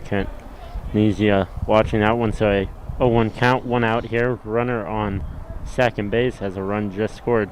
And we mentioned earlier, Venezia, a leadoff hitter that is going to see a lot of pitches for the Vulcans, and he's done so. I'd be willing to say he's probably seen the most pitches in action for the Vulcans this season. Just does a good job of working the counts. There's a throw back, and nothing too concerning over there. And that second base umpire getting his workout today. When I played Pony League Baseball, we had a play where the center fielder would come and sneak in, and we'd throw that play. And we did it in a game once, and I missed the center fielder I was pitching, and the ball ended up at the fence, and we gave up a run. And manager was not too happy about that. I could see that one as that one caught that center spot, and it looks as though Stewart will hit the gas pedal, going for home, and he will get there. So the runner gets the second. Great hit there by Venezia, and Stewart able to score now a 7-2 lead here for your Cal U Vulcans. And that is exactly what to do. Just keep exchanging batters at home plate and center or second base. For some reason, whenever they hit that shot, I thought of what you just told me and thinking of going out to center field, and that's basically what just happened right there. And I tell you what, there was no doubt that Coach Conti was waving around. There's going to be a meeting on the mound here for Clarion, but going back to the play, as soon as that ball hit the outfield and started scooting towards center fielder, Coach Conti was waving his runner around, and the runner at first, or the runner rounding first going into second base, Venezia, just there was no way he was stopping. That was going to be a two-base hit no matter what. And so we're going to see this. Coach Conti going over to talk to the umpire.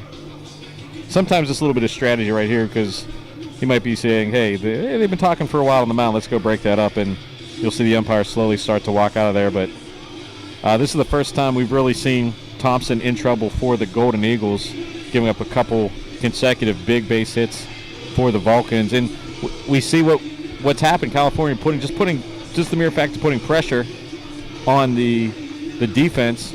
You know, when those big hits happen, you know, you're putting runners are in motion and runs are coming through. So right. California not even halfway through the game, 7 runs. And I'm assuming that was the head coach, Doc Neiman, talking to Thompson there. As now we'll see a warm-up pitcher getting ready out there in the bullpen for Clarion. Too far to see what the number is, but one out here, runner on second base for the Vulcans. That one caught the door, and just out of the reach. Don't think they expect Posini to throw that one back. Yeah, I'm wondering if that was the wisest decision for Posini. As we said, sometimes you'll see that snap throw the first going to right field, but you got a second baseman, a shortstop that need to pay attention to that. Sometimes it's just good enough just to get somebody over there and make the runner go back, but it might not be better to throw that pickoff attempt. That one popped up and just over our heads. Right before that, one of the many trucks that beep to say hello on their way down, whatever highway that may be. That is Route 70. You can tell Nolan is from the other side of the state. That is one of the main thoroughfares between the eastern part and the western part of the United States. You can drive from Washington, PA to Denver and not have to take a different road, as Route 70 goes the whole way. And Route 70 also is about, 150, 200 feet away from where we're sitting right now, if you've never been to a game here at Wild Things Park. But a beautiful facility, beautiful day, where we can see the traffic going west and traffic coming east, back into Washington and going out towards Wheeling. There's 1-2 count here, one out. Appreciate the information. And there's that information I did not know right there. Well, that's drawing on my master's in regional planning, so I can draw you a map on the way back to McDonald's.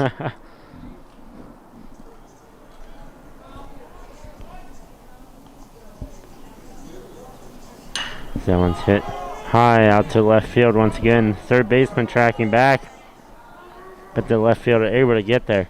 It'll be 2 outs there. Great calling off the third baseman there. Meckham calling off Constantine for the second out. And that almost was a dangerous play, as that ball was just hanging up. It was in the Bermuda Triangle over there, but left fielder was able to come on a full run, and that'll be the second out of the bottom of the fourth, and that'll bring up for the Vulcans Patrick Brogan. And Brogan's had himself an exciting afternoon so far. Been a key cog to that Vulcan offense. With the runner on second base, let's see if he can bring home the 8th run of the game for California. California trying to deliver that runner in on second base. Don't like to leave him stranded out there. Brogan could be the man to do that. That one was low, but in the zone still, so strike one. Yeah, it just caught the outside corner of the play. Brogan getting the confirmation from the ump. Just making sure where the strike zone is. And he resets.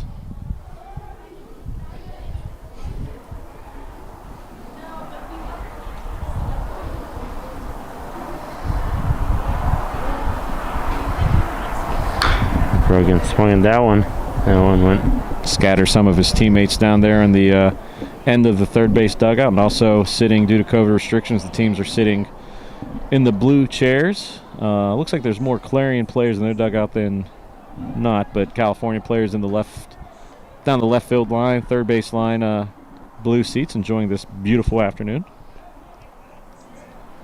Busy weekend for the Vulcans. They have a game today, then a doubleheader here again tomorrow against Salem.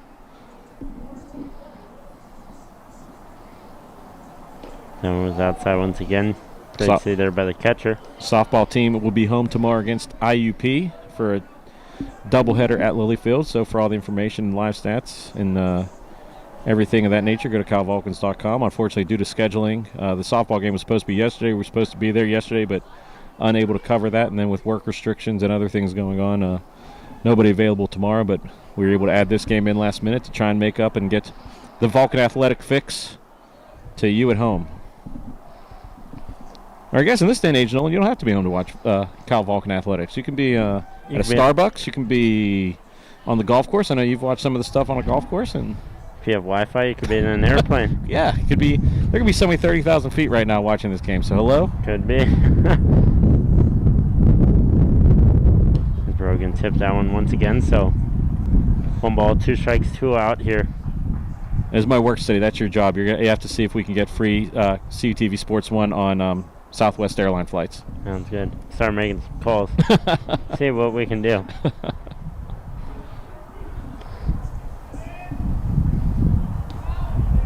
If there's a will, there's a way.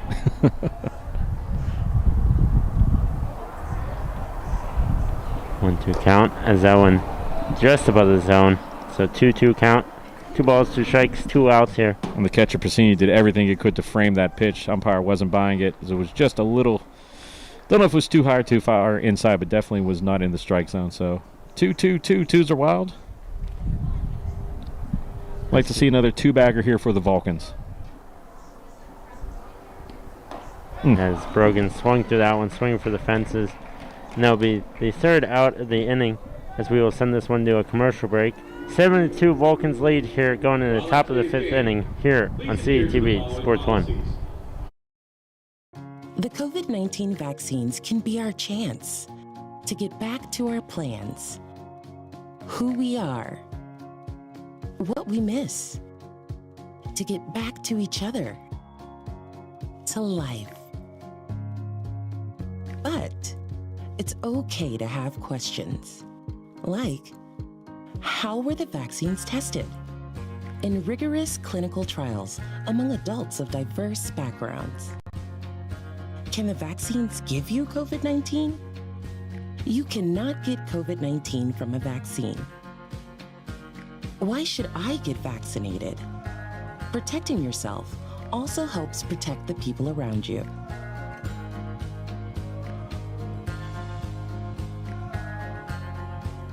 Find the latest information at getvaccineanswers.org.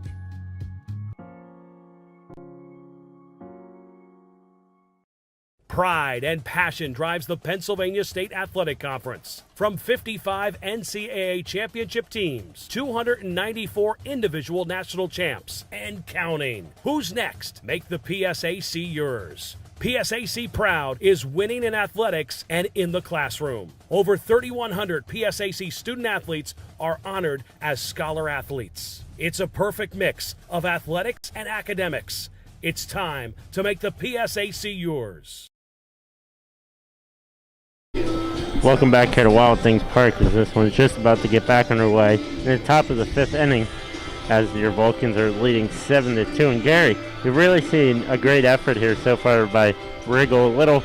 Little mishap there in the 3rd inning, but since then really able to turn things around. Yeah, really able to shut down the offense for Clarion and getting some fine fielding behind him with his mates flashing the leather. So top of the 5th, would really love to see for California, as we said in the top of the 3rd, just got a quick no-doubter inning and get those bats back up. As that was a swing through there by Meckham, the freshman. So strike 1 here. And for the Golden Eagles, trying to get something going again, trying to get that little bit of offensive pressure from earlier. And Meacham, one of the few left-handed batters in the lineup for the Golden Eagles. That one is hit out to left field. But an easy catch there by David Lee for the 1st out of the inning. And tell you what, Lee did a good job of readjusting. He kind of misread it off the bat a little bit, was able to reassess the situation, move back, and get the out. So a quick 1st out here in the top of the 5th, and that'll bring up the top of the. Excuse, not the top of the order. I was looking at the wrong lineup, but that'll bring up Lenny Pacini, who's had a workout behind the plate for Clarion. Been snap throwing, sliding to block the play. Only had one really bad play back there. A lot of run for the Vulcans as there's a swing and a miss, and struck to that one. And then my apologies. That was Darren Byers, the batter before, not Tyler Meckham. It's tough to tell those numbers once in a while. Yeah, Clarion wearing blue numbers on a blue jersey with gold trim, and what's compounding the situation is the backstop netting is just kind of a little bit of a distraction to our eyes. Indeed, 1 ball, 1 strike, 1 out here. As Posini watches that one go through again.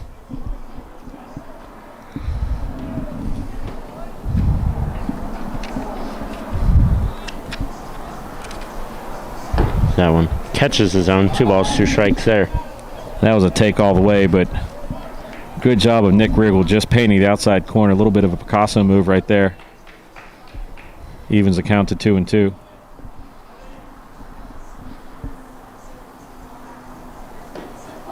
And he got him looking there. Strike 3 right there for Riggle as he was able to strike him out, and that's 2 outs here. And that was an inside freeze job right there for Nick Riggle. I believe that was a little bit of a change-up or an off-speed pitch. Just froze Clarion's batter right there, and that's a quick 3 strikes, you're out, and brings up Ethan Smith, the DH. Smith looking to try to get something going here. Riggle trying to do a 1-2-3 inning pretty quick, like we just saw in the last inning. Like I said, we were able to talk to Nick Riggle early in the week doing a video project, and a lot of confidence in the young man. And like I said, I think he's your Bulldog starter, the guy that's going to almost take out our camera. Yeah, you heard me a little bit of fear in my voice. That missed our camera by about 1 row. 1 row, 8 feet. A meatball length.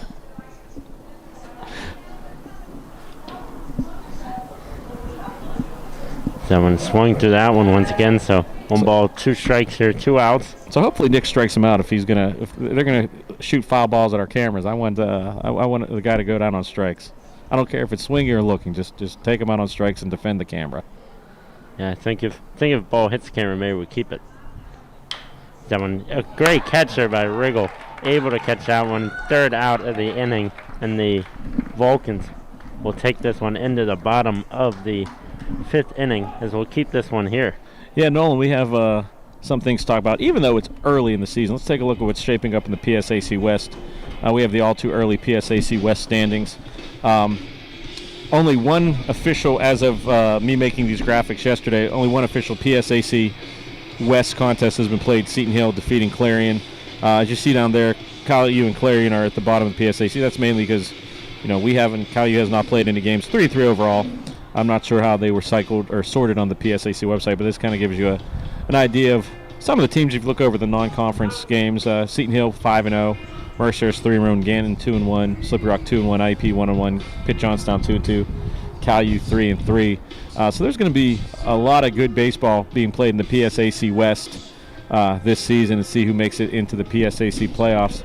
And I believe we have a new pitcher on the mound for Clarion working to get the number, so we may have to wait till Sports Information Director Matt Kiefer makes the announcement, because he has the binoculars in the press box.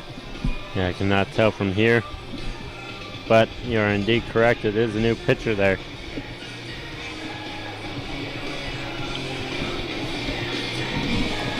And also, since we have a second, let's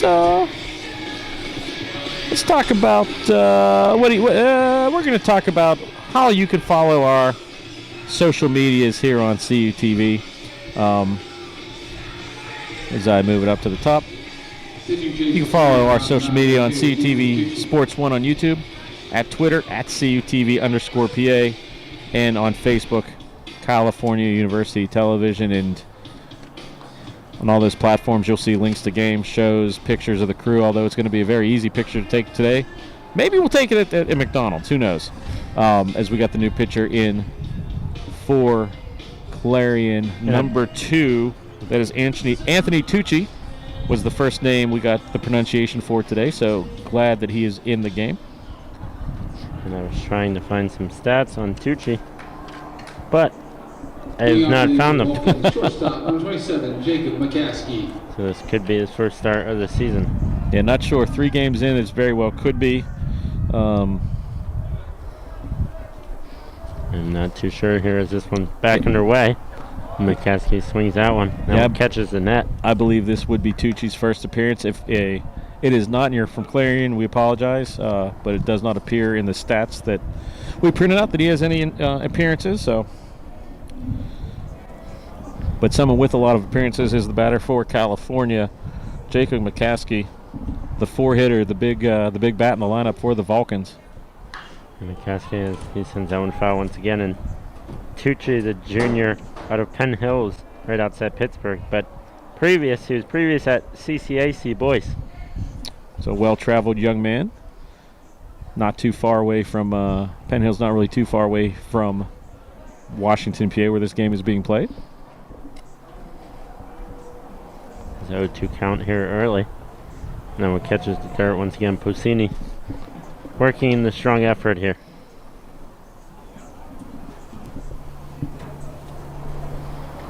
And 1 ball, 2 strikes, 0 outs here in the bottom of the 5th inning. Your Vulcans lead 7-2 after 3 runs earned in the second, 2 in the third, and 2 in the 4th. Yeah, a good little spat of offense for the Vulcans, 3 straight innings with runs. So we'll see if McCaskey can keep that going.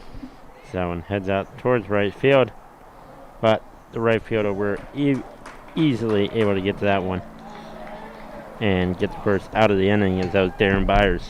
I tell you what, that ball sounded a little weird off of McCaskey's bat. I don't know if that was an inside pitch that he fought off or something up with his bat, but it definitely didn't have that nice click that you normally associate with the composite bats nowadays. That brings up Loudon Conti, who had a frozen rope earlier in this game and has scored a run in this game and has had a couple good plays in the field. As he watches that one go for ball 1. And, you know, something, Gary, that we haven't seen this year while we've been here is that any home run. So maybe Conti could deliver a home run here for us to watch. And Loudon definitely has the power. Very solidly built young man, a good third baseman for the Vulcans. I'm sure Coach Conti would love to see that too, watching his son get a home run. He almost had one when we were here for the Wheeling game, the second game we did. He hit a long fly ball and couldn't tell if it hit the fence above the yellow line or below it. It was ruled a double, but definitely has the power to put it out. That one was a strike, so 2-1 count, 1 out. And the wind is freshening into left field, so that would be in the power alley for the right-handed batter, Loudon Conti.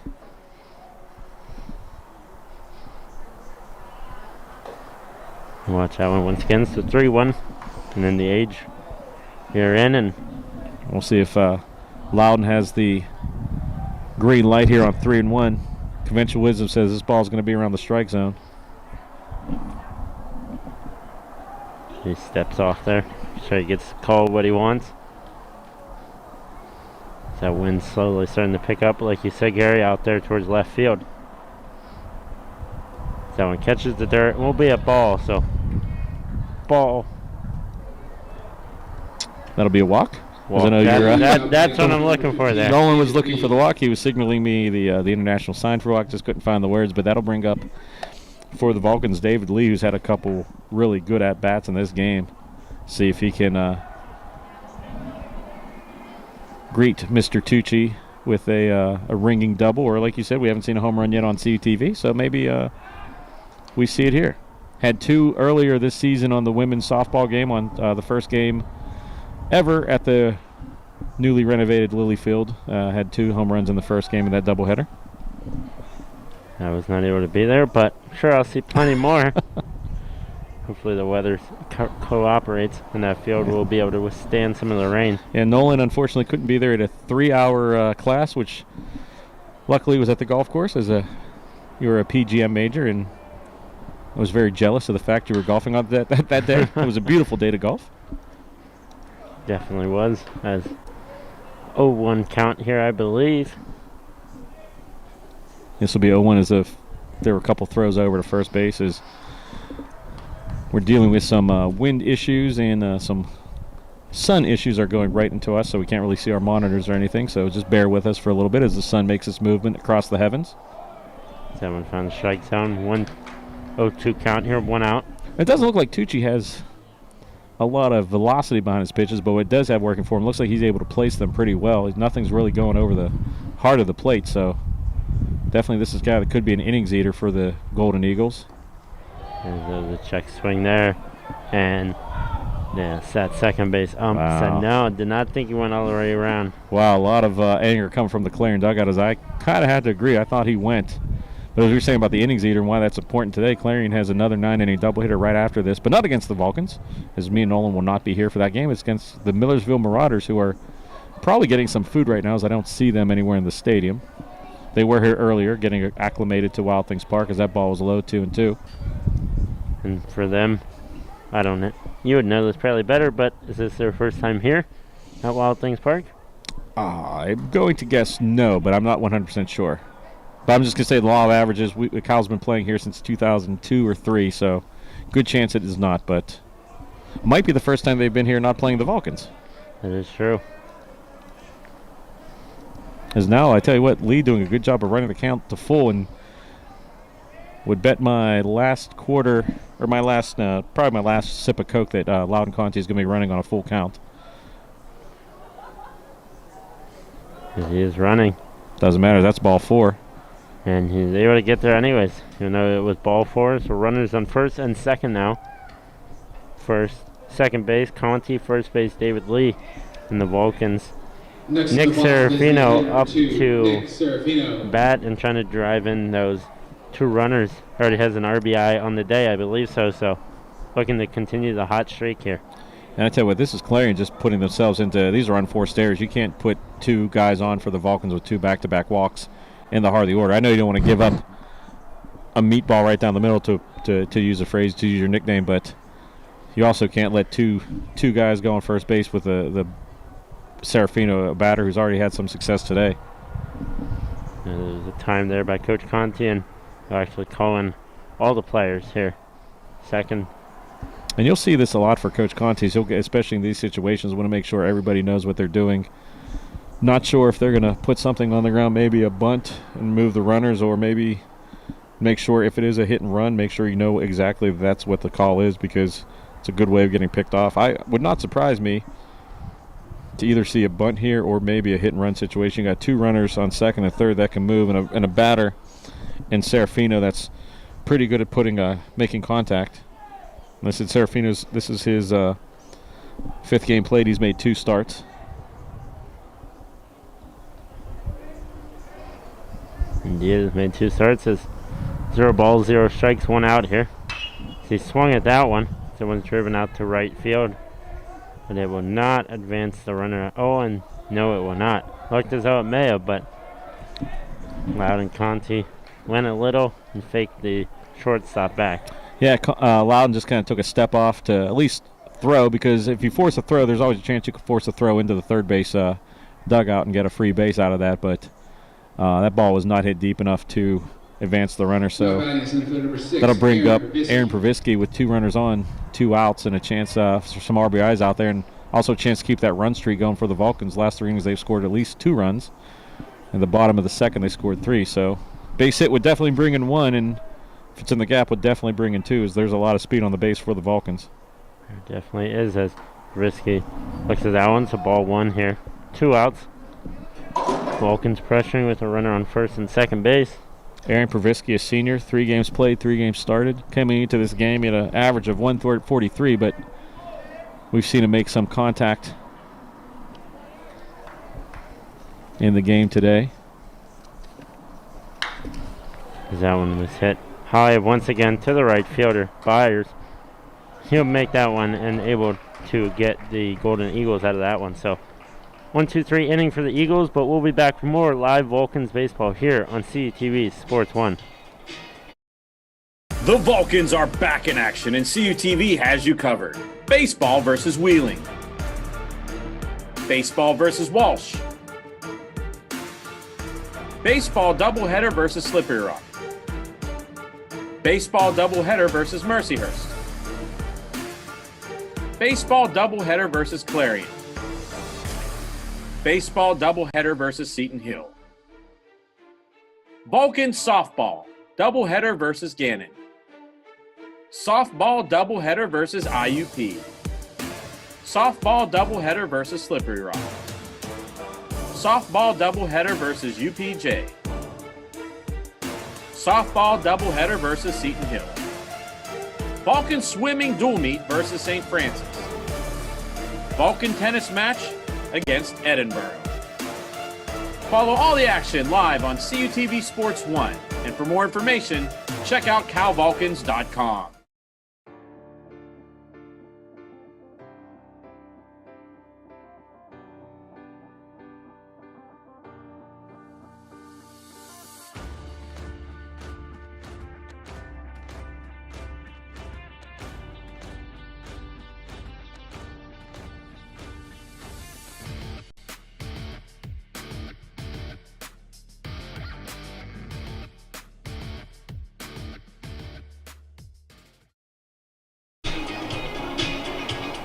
Welcome back here to Wild Things Park.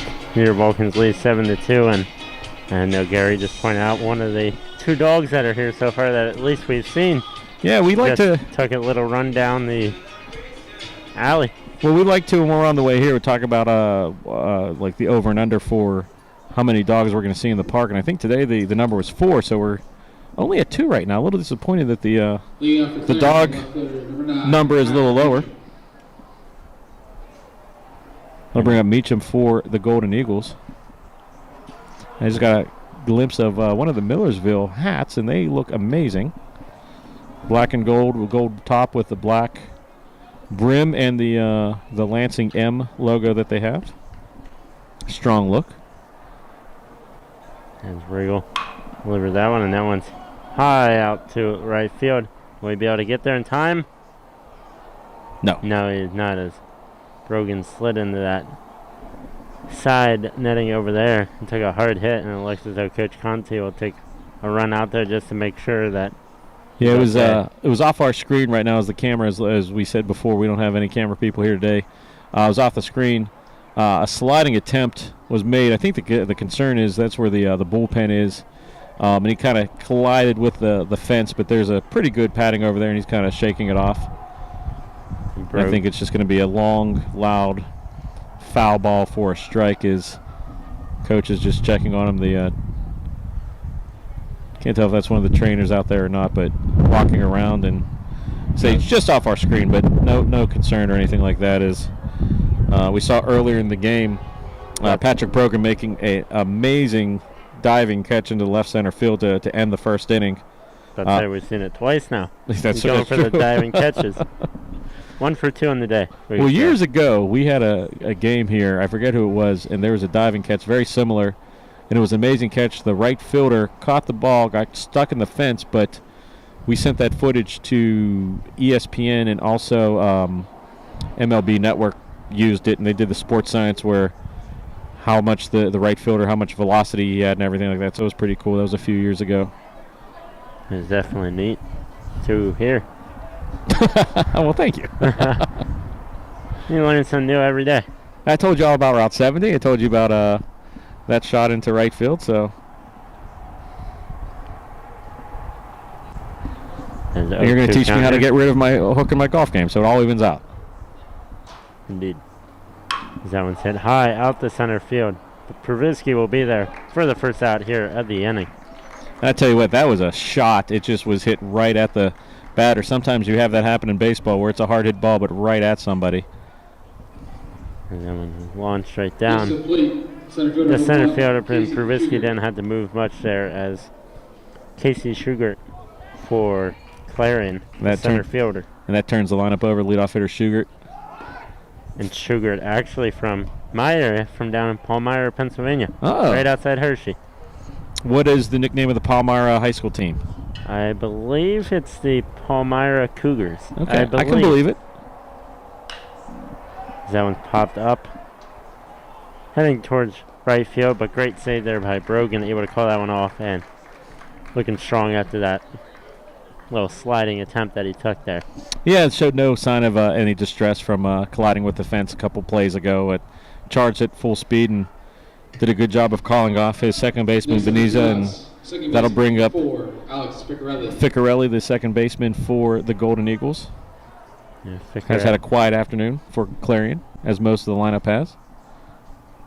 Yeah, other than that little, as that was strike one, other than that little bit of momentum there in the third inning, not much has been brewing for them since then. Yeah, it was one of those things, Clarion came out and got those 2 runs, but after that, Nick Riggle and his mates have done a good job of pitching and fielding, and there's another fielding play by McCaskey right there, and 1-2-3 go the Golden Eagles. Sorry for jumping on your call there, Nolan, but we're going to take a chance to stay here and talk about a new show we're starting here at CUTV in conjunction with my good friend and all of ours good friend, Matt Kiefer of Cal U Sports Information, and that's going to be a show that is called the Vulcan Sports Wire, as I'm getting the graphic up right now. I was pretty proud of what the graphic looks like. It's a highlight show that's going to talk about the past weekend in Vulcan athletics, all the results, standings, and then highlights if applicable. And then we're going to talk about the upcoming schedule, because as we know, in the spring, the schedule is kind of crazy with rainouts, weather delays, and everything like that. So definitely want to get as much information out there for the Vulcan fans. And also, this past week, we've launched a podcasting service on Spotify and also Apple Podcasts. You can find it under CTV and Friends. Those podcasts will include basically our audio from our shows, but you'll hear audio from the Vulcan Sports Wire, from Forechecking with CUTV, with Caton's Corner, with our interview series Conversation With. So make sure, if you're a fan of Cal U and want to keep touch of what's going on with CUTV and some programs, and you don't want to watch them, maybe you're out jogging, maybe you're on the golf course, maybe you're on the bike, maybe you're doing something, driving in a car and just need the audio version. Well, now you have the audio version of CTV programming, and also periodically there'll be programs and podcasts from our friends at the Cal Times and WCL. In fact, this week one of our DJs, DJ Sriracha, did an interview with a student in England about the differences in university living in England and how things are going with the lockdowns and things like that. It was very interesting to see the differences in both countries. But now back to you, Nolan. We get back here. Great information there from Barry. Sure, later we will post the links once again for you to follow our social media pages to stay up to date on that, as that was a ball one there for the Vulcans. That was strike one there, so 1-1 count here in the bottom of the 6th inning. And Tucci back on the mound for the Golden Eagles. I'm going to guess they're going to try, if they can't get them at least to the 7th, get them through the 7th, especially having another game this afternoon, second half of a doubleheader. They got Millersville. Placini, that one was about got under him. They're able to keep that one to 2-1 here. 2 balls, 1 strike, 0 outs. Stewart battling this one out here.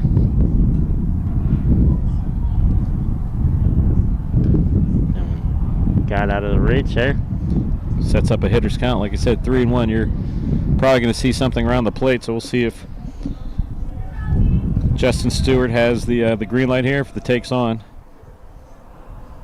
Cal will definitely take a base runner with no outs in the bottom of the 6th. Zone was high, and he walked himself. Walk on the first batter here for Stewart, as Venezia will be up to bat here for 0 outs early on. And dollars to donuts with a runner on and nobody out. You can probably plan on there being some action on the base pass for the Vulcans. Venezia is a very good batter, good guy of getting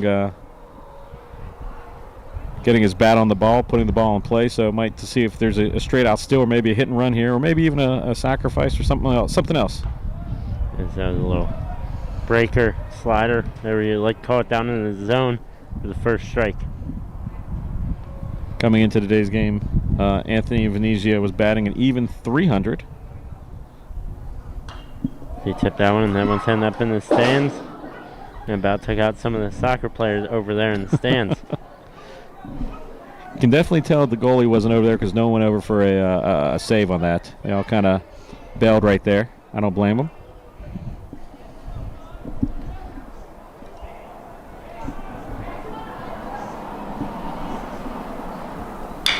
As that one goes right through, right out of the reach, and that one actually deflected off. As Stewart's running for third base. Will he get there? Yes, he will. And he is safe there.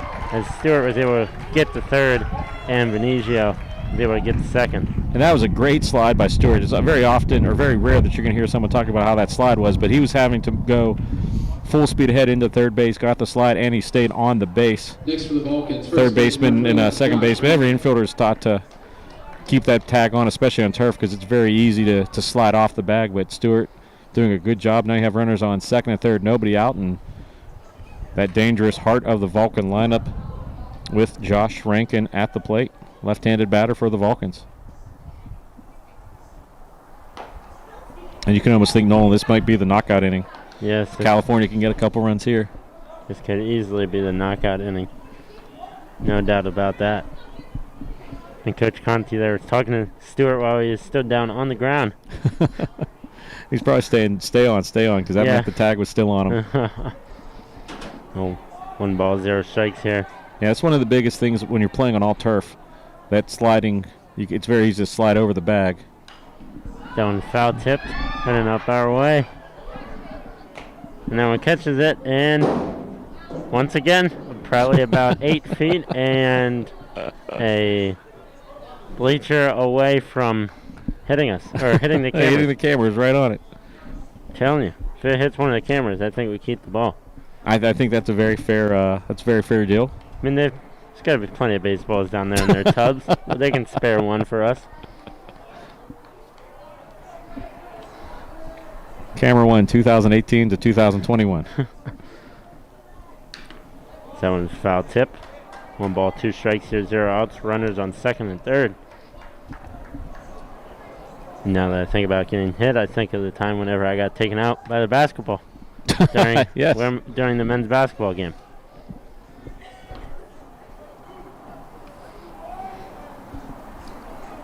The action always seems to find the cameras and the announcers, that's for sure. It truly does. That ball was low in the turf, so 2 balls here. Josh Rankin, the senior, trying to fight this one off. The senior from Moon Township, PA. Moon Tigers.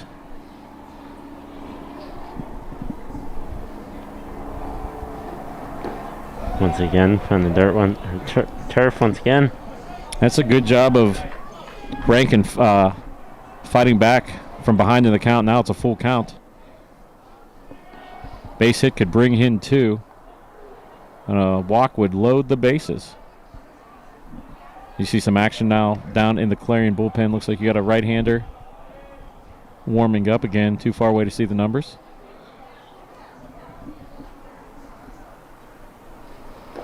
That one was low once again, so walk right there. So runners on first, second, and third for Patrick Brogan. Yeah, Brogan that time licking his lips as he comes walking up to the plate, as he knows there's a good opportunity for some RBIs here. I don't want to say it, but there's always a chance for something else as well. Brogan, solidly built right fielder for the Vulcans, had a highlight reel catch earlier in the game and then just missed another highlight reel catch just off our camera in the foul territory, but a bunch of the runners are actually moving up. That one was ball once again. Well, right now, I tell you what, Tucci shook. He's a couple walk, a walk right there, walk to lead off the inning, and then a base hit, and nowhere to put him. And you don't want to give anything right down the middle to Brogan, as he can pounce on this. And you can see that all the infielders moved up actually too. That one was swing high out to left field. Back it goes. But that one is that had home run distance. It just kept turning foul. A little bit too much wind up there. Coming into this game, Brogan's batting .304. He had one of the home runs for the Vulcans so far in this season. 3 Vulcans have 1 home run each. That one was somewhere up above us once again. No one came down in the stands, but bounced, I believe, out once again. So foul balls are flying at the moment. Yeah, we might actually kept that one when we're leaving the ballpark later. I think so as well. I believe that one went over. So let's see if Tucci can bear down here and get out, at least get Brogan out. He's ahead in the count 1-2. As Brogan swings for that one, but he will be out. So first out of the inning, as Jacob McCaskey will come up, and a heavy hitter here as well for the Vulcans, so still able to apply the pressure. I tell you what, give Lenny Piscini another gold star in the book, because that was a swinging strike. He blocked it. It was out of the zone, and that could have been one of those rare swinging strikeouts. If it got by him, there's no way he would have been able to get the runner at first, because he would have been able to run, and that would have brought home a run for the Vulcans. But as is, a good job of Tucci fighting back and getting the out. But the runners, the bases are still loaded for the Vulcans. That one popped way up and that'll there. be the infield fly rule. That's 2 quick outs. So Clarion trying to stave off a knockout blow here by the Vulcans. Yes, Loudon Conti out the bat here. A home run here on the season, and this could be one of the big. This could be the final touch here in this game, Gary. If this one. Yeah, like I said, California's up 7-2. They're in good shape here, bottom of the 6th, but a base hit 9-2 sounds better. Or 11-2. Or 11-2. 11-2 sounds amazing. That one was low, and the runner will come home, and he will get there. So, little mistake there by Placini, not able to see where that one went. Another error on. I believe that would have been an error, correct? Probably a pass ball against Piscini. And actually, he thought it went one way, went the other way, and the pitcher, Tucci, didn't get a chance to get over in enough time. And really, the Vulcan runner kind of stopped, went back, and then had enough time to get to home plate. So the 8th run across for the Vulcans, 8-2. That one gets sent back towards the dugout. I don't even count at 1-1. So we saw in the softball game on the second game of the doubleheader on Tuesday, the game ended in a walk-off wild pitch, something similar to that, with the mercy rule in effect, or the run rule in effect, and no run rule here in college baseball, but similar plays. It was a pitch outside, and a run comes across. It's that aggressive base running, one of the hallmarks of California Vulcans under longtime head coach Mike Conti. As Conti swings through that one, swinging for the fences. So 1 ball, 2 strikes here, 2 outs. Bottom of the 6th inning, and runners on 2nd and 3rd. That was a nice off-speed pitch for Tucci, just outside. Got the bat sped up for Loudon Conti and just wasn't able to catch up with it. So once again, Tucci has a chance to kind of fight his way off the ropes here in the bottom of the 6th. Tucci, 1 ball, 2 strikes. As Conti connects with that one, but I believe that one is hitting foul.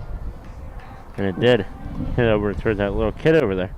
Yeah, over by the entrance to Wild Things Park. Again, like I said, we're doing our best to find these balls with our eyes, but the sun is glaring right at us. Not that we're complaining about the sun, it's just something we're dealing with here at Wild Things Park, and it's a beautiful day. We just got a message from Matt Kiefer. Softball is now 4-4 and moving into the top of the 6th. That one was in the dirt, or in the turf, so 2-2 count here, 2 outs. As Nolan points to KyleVulcans.com, as the live stats up. I was actually attempting to find the same exact thing. Not going to lie. So 2 balls, 2 strikes, 2 outs here. As that one catches the turf. Caught Conti looking a little. And that is a good eye by Loudon Conti right there, as that ball was one of those tempting changeups to the outside, just diving, but held up, and that runs the count to full. And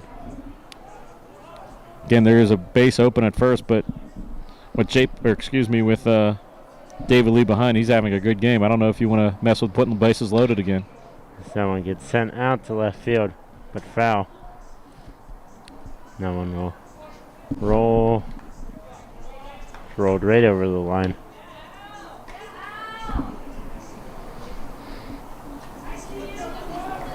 So the Vulcans, 3 balls, 2 strikes, 2 outs for Loudon Conti, trying to either deliver a run or get on base here.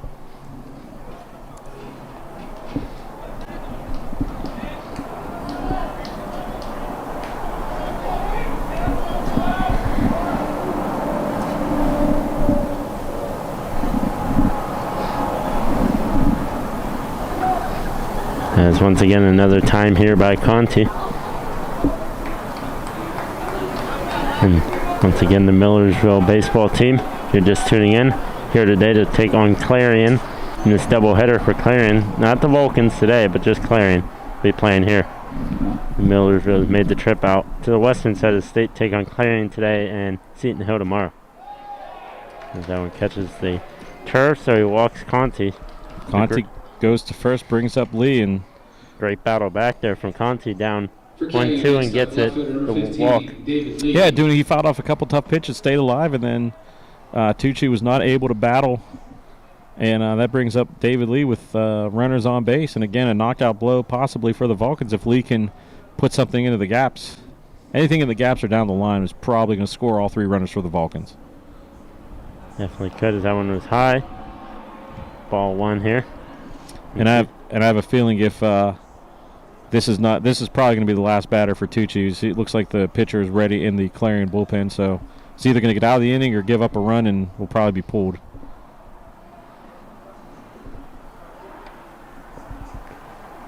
That one was inside once again, so 2 balls, 0 strikes, 2 outs here. And if you're Clarion, you definitely want Tucci to get out of this inning, because with another 9-inning game after this, you don't want to have to go into the bullpen too early, knowing Millersville is a very good team that you've seen already that can put the runs up as well. You might have to go deep in the pen that game, so. And Millersville coming off not having a game right before them either, so being able to come out fresh. Tucci delivers once again another ball, so 3-0 count here.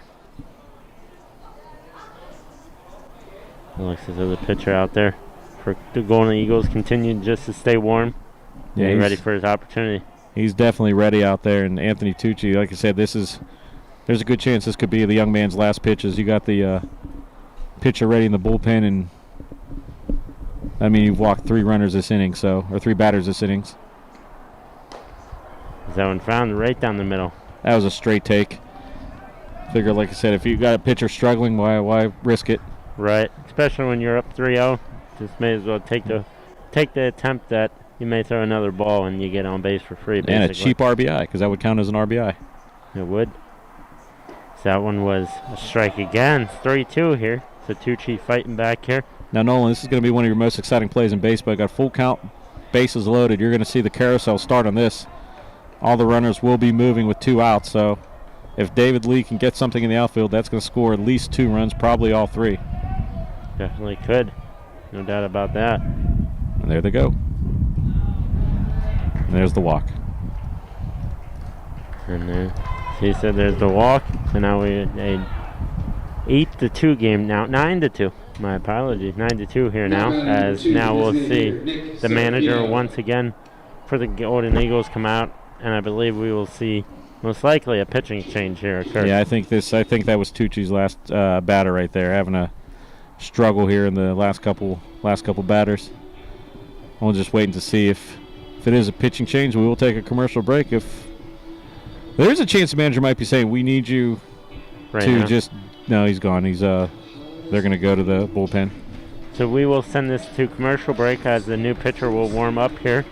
Your Cal Vulcans up 9-2 here on CTV Sports 1. South Union Township has taken another large step to expand our recreation program by planning the construction of a new indoor sports complex. We have outgrown the existing recreation center, and it is now time to broaden our recreation horizon and address the community's recreation needs. Part of our strategy to help fund this project is to establish an annual charity golf tournament that will serve as a funding source. We would appreciate your help by joining us on Saturday, May 8th, 2021 as a participating golfer, or become an important tournament sponsor by choosing from a variety of sponsorships, or as an alternative, make a cash donation. All funds received will be used to construct the new indoor sports complex, which will feature a new synthetic turf, activity rooms, exercise equipment, full concession stand, locker rooms, and much more. And of course, all contributions are tax deductible.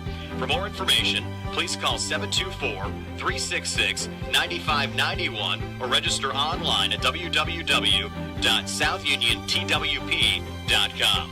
Registration for the golf tournament begins at 12 p.m. with a shotgun start at 1 with a free hot dog at the turn. Fees are $100 per person or $400 per foursome. And again, the charity golf tournament on May 8th, 2021 at the Uniontown Country Club.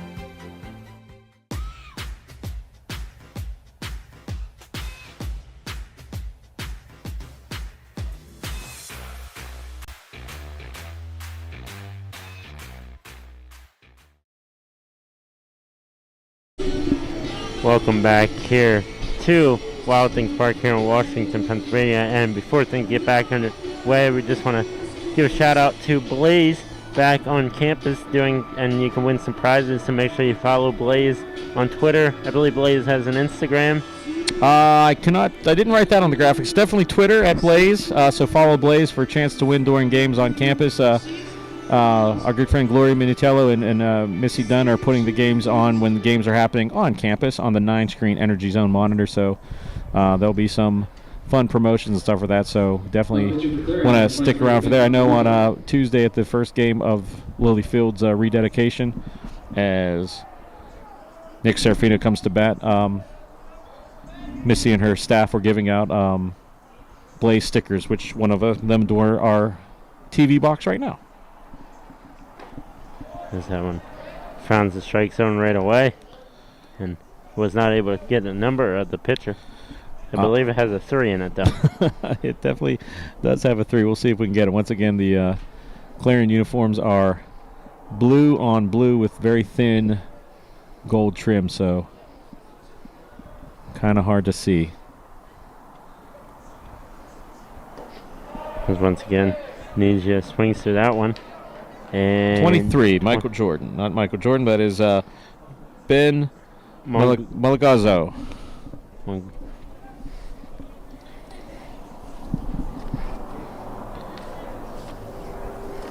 Mongalazzo. Ben Mongalazzo. A junior out of Harrison City, PA, went to Penn Trafford. So kind of a local player as he steps off. He's a junior pitcher, and again, with these years we're saying there's a chance they were juniors and freshmen and sophomores last year, but with COVID, everyone had their grade or their academic eligibility frozen. So, and that one's foul tipped. For example, our starting pitcher today, Nick Riggle, is in grad school right now. He's listed as a senior, but all those players granted an extra year of eligibility by the NCAA. So I made the mistake during the softball game. I believe there were 9 freshmen between California and Gannon. I believe I said that they were all getting their collegiate debuts, and I was wrong.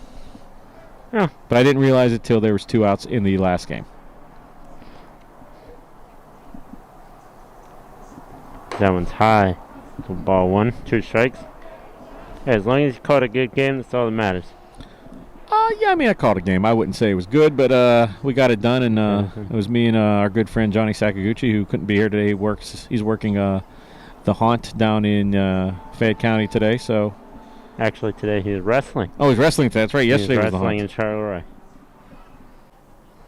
I believe that is tonight. So, if you're interested in wrestling, we need to get his own Twitter account. Whatisjohnnydoing.com or at whatisjohnnydoing, I guess. Because it's always interesting. It always is. 1 ball, 2 strikes as that one heads towards the dugout and almost grabbed there by one of the people sitting in the stands, one of the players, but not able to. So that's Josh Burns going after that, number 16. He is on the shin pad, so doing work as the bullpen catcher today. No one up in the pen for the Vulcans, and right now after you can say it, Mongalazzo is in. There's nobody in the pen for Clarion right now. That one's high once again, so 2 balls, 2 strikes here for Mongo Uzo. And we apologize if we're butchering that, but neither one of us can read our handwriting of the pronunciations. We got the pronunciations earlier from our sports information director, Matt Kiefer, and having a hard time reading the handwriting. But it's 2-2, full count, or 2-2 bases loaded for the Vulcans. That one was low there, as the runner will move to home plate and will score once again. So now 10-2, as that was number 21, Josh Rankin, able to get into the score. So now runners on second and third and Mungo Uzo. I just hope I'm saying that right, at least. Well, in that play, I tell you what, Lenny Piscini is doing a great job behind the plate, but that time it just squirted off of his right pad and on turf. It's so on turf. It's a tough play to make, and with the Vulcan speed, there was no way the pitcher was going to beat the runner to home plate. So, 10th run comes across, and Clarion just kind of shooting themselves in the foot this afternoon.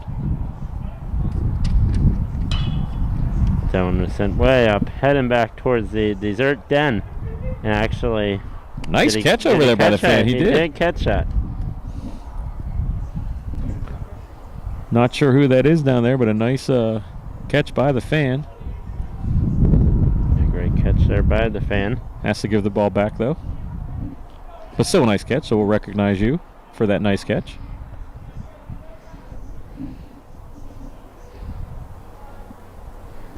Three-two count, and that one was high, so another walk here. As looks as though another catcher and possibly maybe a pitcher heading back there to warm up once again here for the Golden Eagles. Yeah, you got a couple players going. You're definitely going to need it because, like I said, maybe not so much in this game, but you have a second game here today, and all these are doing is putting up extra pitches on the pitch count for your pitches. And in this inning, it's just been all unforced errors, really, for Clarion, just putting on a lot of runners with walks. 2 runs have come through on wild pitches and not forcing California really to swing the bats. And that one's just high. Throwing good pitches, just a little bit high out of the zone, out of the ump's luck at the moment.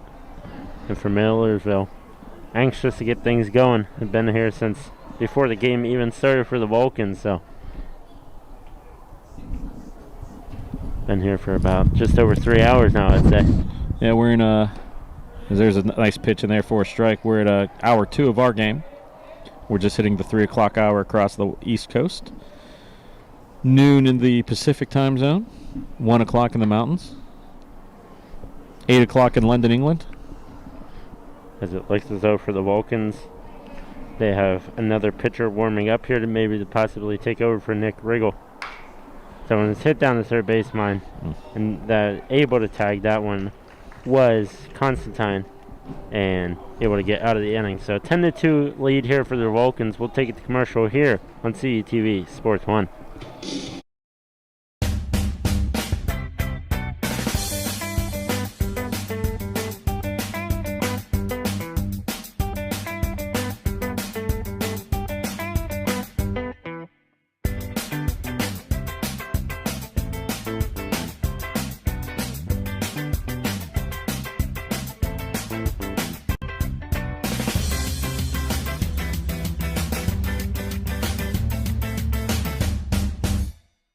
Have you seen the new Cal U Vulcan logo around?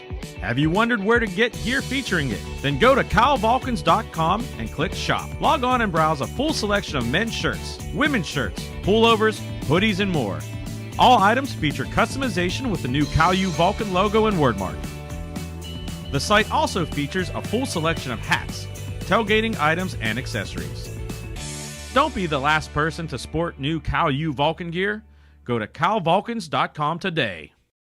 Pride and passion drives the Pennsylvania State Athletic Conference. From 55 NCAA championship teams, 294 individual national champs, and counting. Who's next? Make the PSAC yours. PSAC Proud is winning in athletics and in the classroom. Over 3,100 PSAC student athletes are honored as scholar athletes. It's a perfect mix of athletics and academics.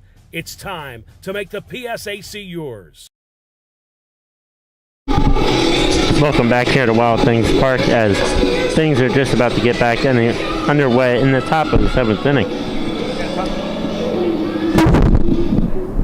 Yeah, top 7th. I got caught there eating a little bit of a snack between innings there. But top 7 California, 3 runs in the second, 2 runs in the third, 2 runs in the fourth, no runs in the fifth, 3 runs in the sixth, and all those runs basically were self-inflicted by the Clarion Golden Eagles. Leads to a 10-2 lead for California. And for the Vulcans, Nick Riggle still pitching here in the top of the 7th inning, so I could imagine Maybe we'll start to see maybe a pitcher warm up. Yeah, it all depends. If he can get through this inning quick, we might see him come out to the 8th, although now, as we say, that there are a couple pitchers going down into the bullpen for the Vulcans. But I think Coach Conti just wants to see how Nick Riggle reacts to that long inning. He was sitting in there for a long time. So I'm going to sit out to Brogan once again, and he's doing some miles back there. Yeah, and Brogan running all over the field back there in the back. Yeah, and Brogan, that was just off of our camera, making a nice running catch in the foul territory in right field. He had to contend with the mound in the bullpen for the visiting bullpen, but one away for the Vulcans. One away for the Vulcans, as you said there, Gary. And looking to continue as Constantine, the third baseman, will be up to bat here. There was a fun attempt. It was just low. I'll tell you what, California not falling asleep on that. It's probably easy to say, you're up 8 runs in the 7th inning, but that the batter feinted the bunt, and both the left side of the infield came charging down. Once again, that one was low, so 2-0 count here.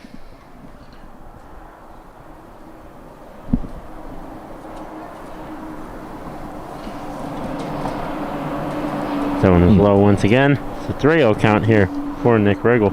1 out here. Vulcans up 10-2 here in the top of the 7th inning. Let's see if Constantine has the green light, or if he's going to have a straight take here ahead 3-0.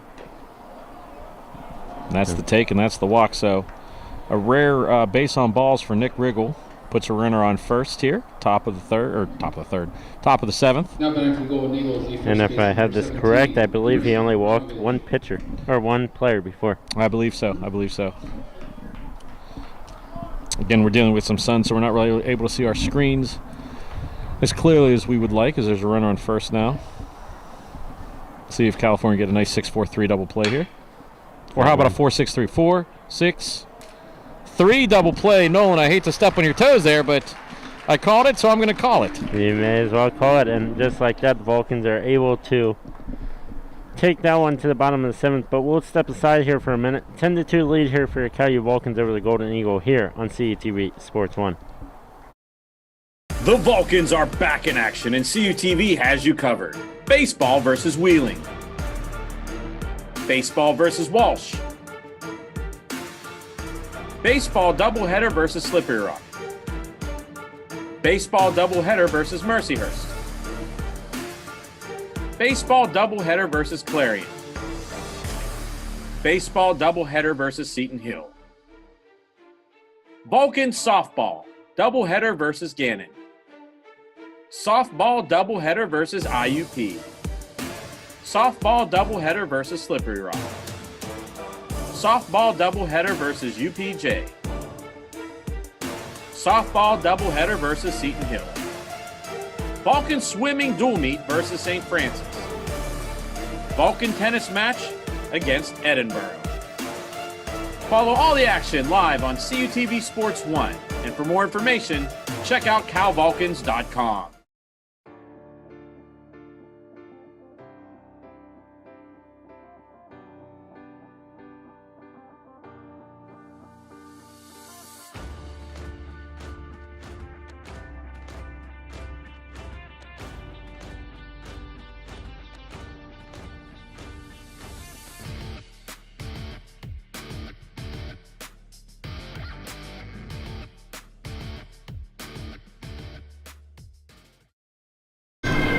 Welcome back here to Wild Things Park, and right now listen to the 7th inning stretch on here between innings. A little jazzy version of Take Me Out to the Ball Game by DJ Matt Kiefer up in the press box.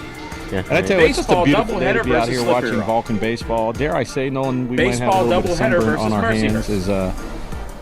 Looks like we have a couple pitchers going down to warm up for the Vulcans and a couple pitchers warming up for Clarion, as that will bring up Justin Stewart, the catcher, the number 9 hitter. Doubleheader versus Quick Gannon. top of the 7th with a fly out, versus IUP. a walk, and a double play.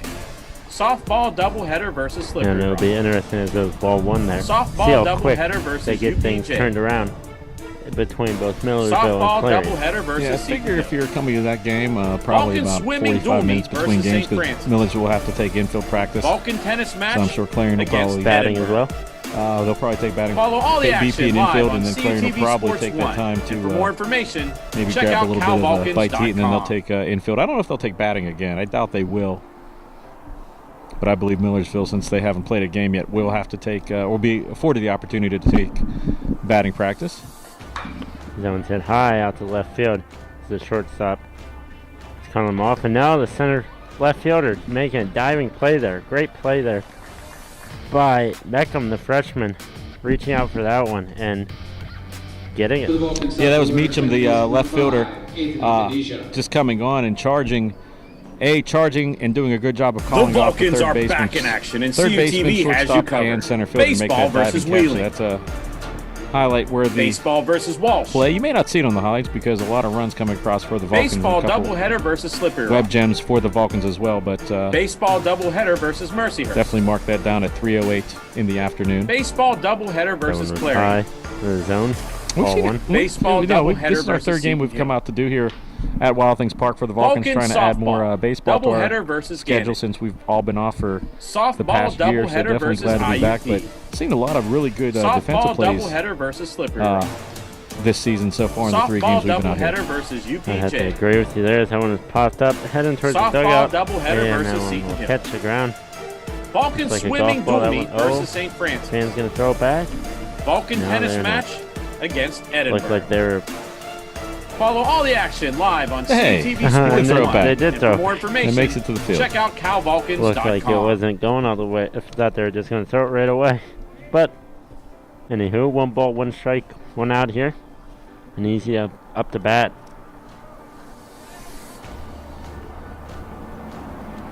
He's just seeing a lot of pitches in this game. As that one's popped up once again. Heading towards pitchers, and that one ends up at the Wild deck. If Wild Things normal baseball team would be playing Yeah, it, that would be more of an active site. The most likely. Vulcans Yeah, are that, back in we'll call action, that and the Vulcan CUTV deck, has not you the fire covered. deck. We'll call it the fire Baseball deck. versus deck. Wheeling. And the fire deck Baseball versus Walsh. under fire. Second strike. so Baseball 1 and 2. doubleheader So versus Slippery Rock. Baseball doubleheader Mogalazo versus doing a good Mercyhurst. job of fighting ahead of Baseball Venezia. doubleheader versus Clarion. That one.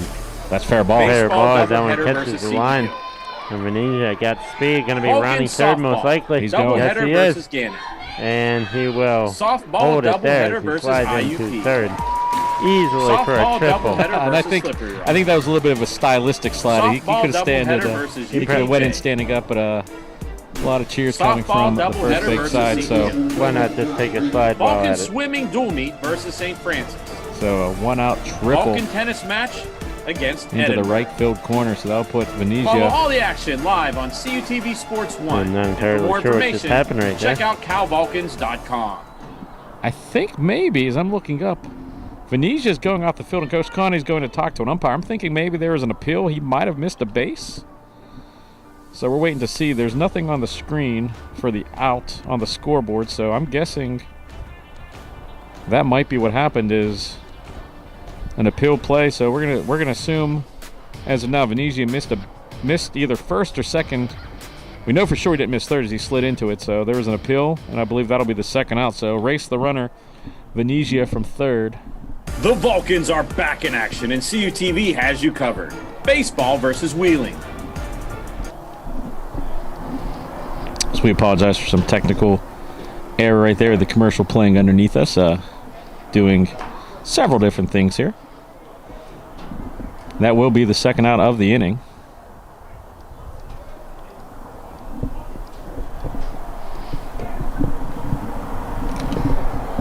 And that was the second out, so we're just going to assume that's what that was. Sure we'll hear afterwards if from Matt Kiefer. Yeah, I'm guessing that's probably the only thing it could have been. As that runs the count to 1-1 as we got the audio issue squared away.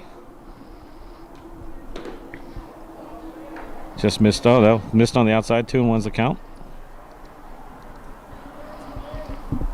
And you got plenty of messages there about that one, letting us know. So I appreciate anybody listening at home, Yeah, letting we're- us know there. multiple headsets. Need the headsets to hear each other, but the headsets to monitor the audio. There's they're on the ground. So a little bit of an apologies there. So count goes to 2-1. That one was high and wide. Actually, it should be 3-1. The scoreboard's a little bit behind. Guessing trying to figure out what that scoring play was. So 3-1. Most likely. 3-1 count here. 2 outs. Mongalzo trying to get out of that one as that one hit down the first baseline, but foul. That'll be the second strike, no matter what. No matter how many balls there are, that's 2 strikes. So scoreboard says 2-2. See what the umpire says. He has 2-2, so we must have missed one in there. So. It's whenever you need the umpire mic'd up. I don't know if we could broadcast some of what the umpires say. Always some salty language down on the field. That one's just outside, so 3-2, and now 4-2. It was, you were right there the whole time. Well, I don't like to brag, but I thought the umpire did wave up a 3-2 before, so some craziness going on. An apparent triple that was washed off by a missed base. Don't know if the appeal was to first or second, but that'll bring up for the Vulcans Patrick Brogan. Brogan, a very good right fielder for the Vulcans. Finds the inside corner, but no, it does not. It's a ball 1. And Venezia on that hit was definitely moving around those first and second base line. So yeah, if I had to guess, it was one of those. Not really sure if it was first base or second base he missed, but like I said, we know for sure he did not miss third as he slid directly into third base. 1-0 count, 2 outs here. Bottom of the 7th, as that one is foul tipped. I guess the only other possible option is maybe he was rolled running out of the baseline, but I would think that would be pretty rare because there was no... It's not like he was interfering with anybody on the run. You usually see that play if it's like a bunt or something, and there's an issue with the runner getting in front of the catcher or the pitcher. Correct. So I'm going to say with about 70% confidence that it was a appeal that he missed second or first.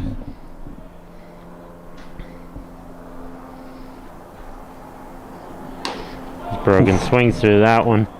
Strong swing there, trying to send that one over the fences, but not able to. So 1-2 count here. 2 outs. Bottom of the 7th inning. A little bit of heat brought on that pitch. It definitely was.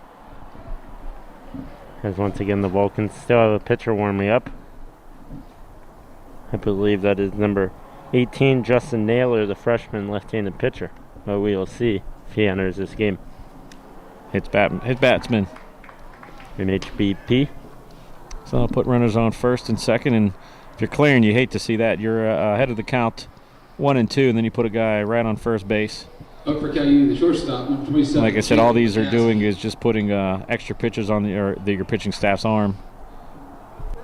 If it was a one-game situation, you wouldn't have to worry, but you got a doubleheader, 2 nines. And typically in PSAC play, even though this is a non-conference game, but typically when you get at the heart of the schedule, it's 2 7-inning doubleheaders. So it's a 4-game series in a weekend, but don't think Clarion wants to burn through. And also, I don't think they wouldn't mind getting out of here quicker, being down 10-2.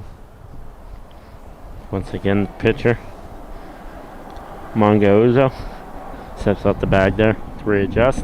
Again, we apologize if we're butchering that name, but the handwriting has become smeared here in the bleachers in the sun where we're sitting. So right down the middle, some heat on that one. Yeah, due to COVID restrictions in the press box, we're outside, which is fine on a beautiful day like this. A little chilly on those first couple of days we were here, but yeah, it's very rare when you come out and there's snow everywhere. So definitely, if you're looking back on the playlist, and you're going to see the Wheeling games with some snow in the background, and then this day it's only about 2 weeks away, 2 weeks apart, but it feels like about a year apart. Yeah. There's a 0-1 count here, 2 outs, runners on first and second for the Vulcans. And really, the temperature is only probably about 45 degrees, but in the sun and off the bleachers, it feels probably like it's 55, 60. It definitely does. That one is tipped high. Third baseman tracking that one back, and he will be able to get that one easily and end the inning there for the Golden Eagles. So 10-2 here for the Vulcans. Top of the 8th inning coming up here on CTV Sports 1.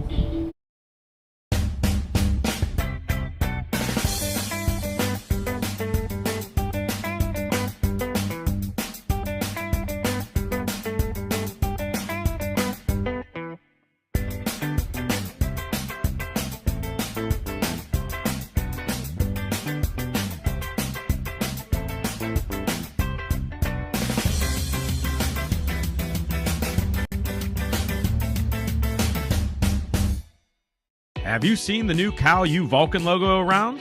Have you wondered where to get gear featuring it? Then go to calvulcans.com and click shop. Log on and browse a full selection of men's shirts, women's shirts, pullovers, hoodies, and more. All items feature customization with the new Cal U Vulcan logo and wordmark. The site also features a full selection of hats, tailgating items, and accessories. Don't be the last person to sport new Cal U Vulcan gear. Go to calvulcans.com today. Pride and passion drives the Pennsylvania State Athletic Conference. From 55 NCAA championship teams, 294 individual national champs, and counting. Who's next? Make the PSAC yours. PSAC Proud is winning in athletics and in the classroom. Over 3,100 PSAC student athletes are honored as scholar athletes. It's a perfect mix of athletics and academics. It's time to make the PSAC yours. Welcome back here to Wild Things Park, and for the Vulcans, that will end the day for Nick Riggle. Pitched 7 innings, but next we will see the freshman pitcher Justin Taylor out of Cannonsburg, PA, so not too far away from Cal U. We can see it right here from the ballpark pretty much. And tell you what, let's talk about the game Nick Riggle pitched. Gave up 2 runs, pitched 7 innings. Really was the guy you wanted out there. He shut down Clarion. Only had the one little bobble in the top of the 3rd, gave up 2 runs, but did a good job of pitching out of trouble a couple times and had a couple really quick innings. So that's another very good performance by the ace of the Vulcan staff, Nick Riggle. Definitely agree on that one. I know you talked to him in the beginning of the week, and you mentioned trying to get through this game, so we'll get through it. Naylor's first pitch was almost in the right ear of the batter for Clarion, Darren Byers. At first it looked as though he was trying to do a little curveball, but I did not think that was a curveball.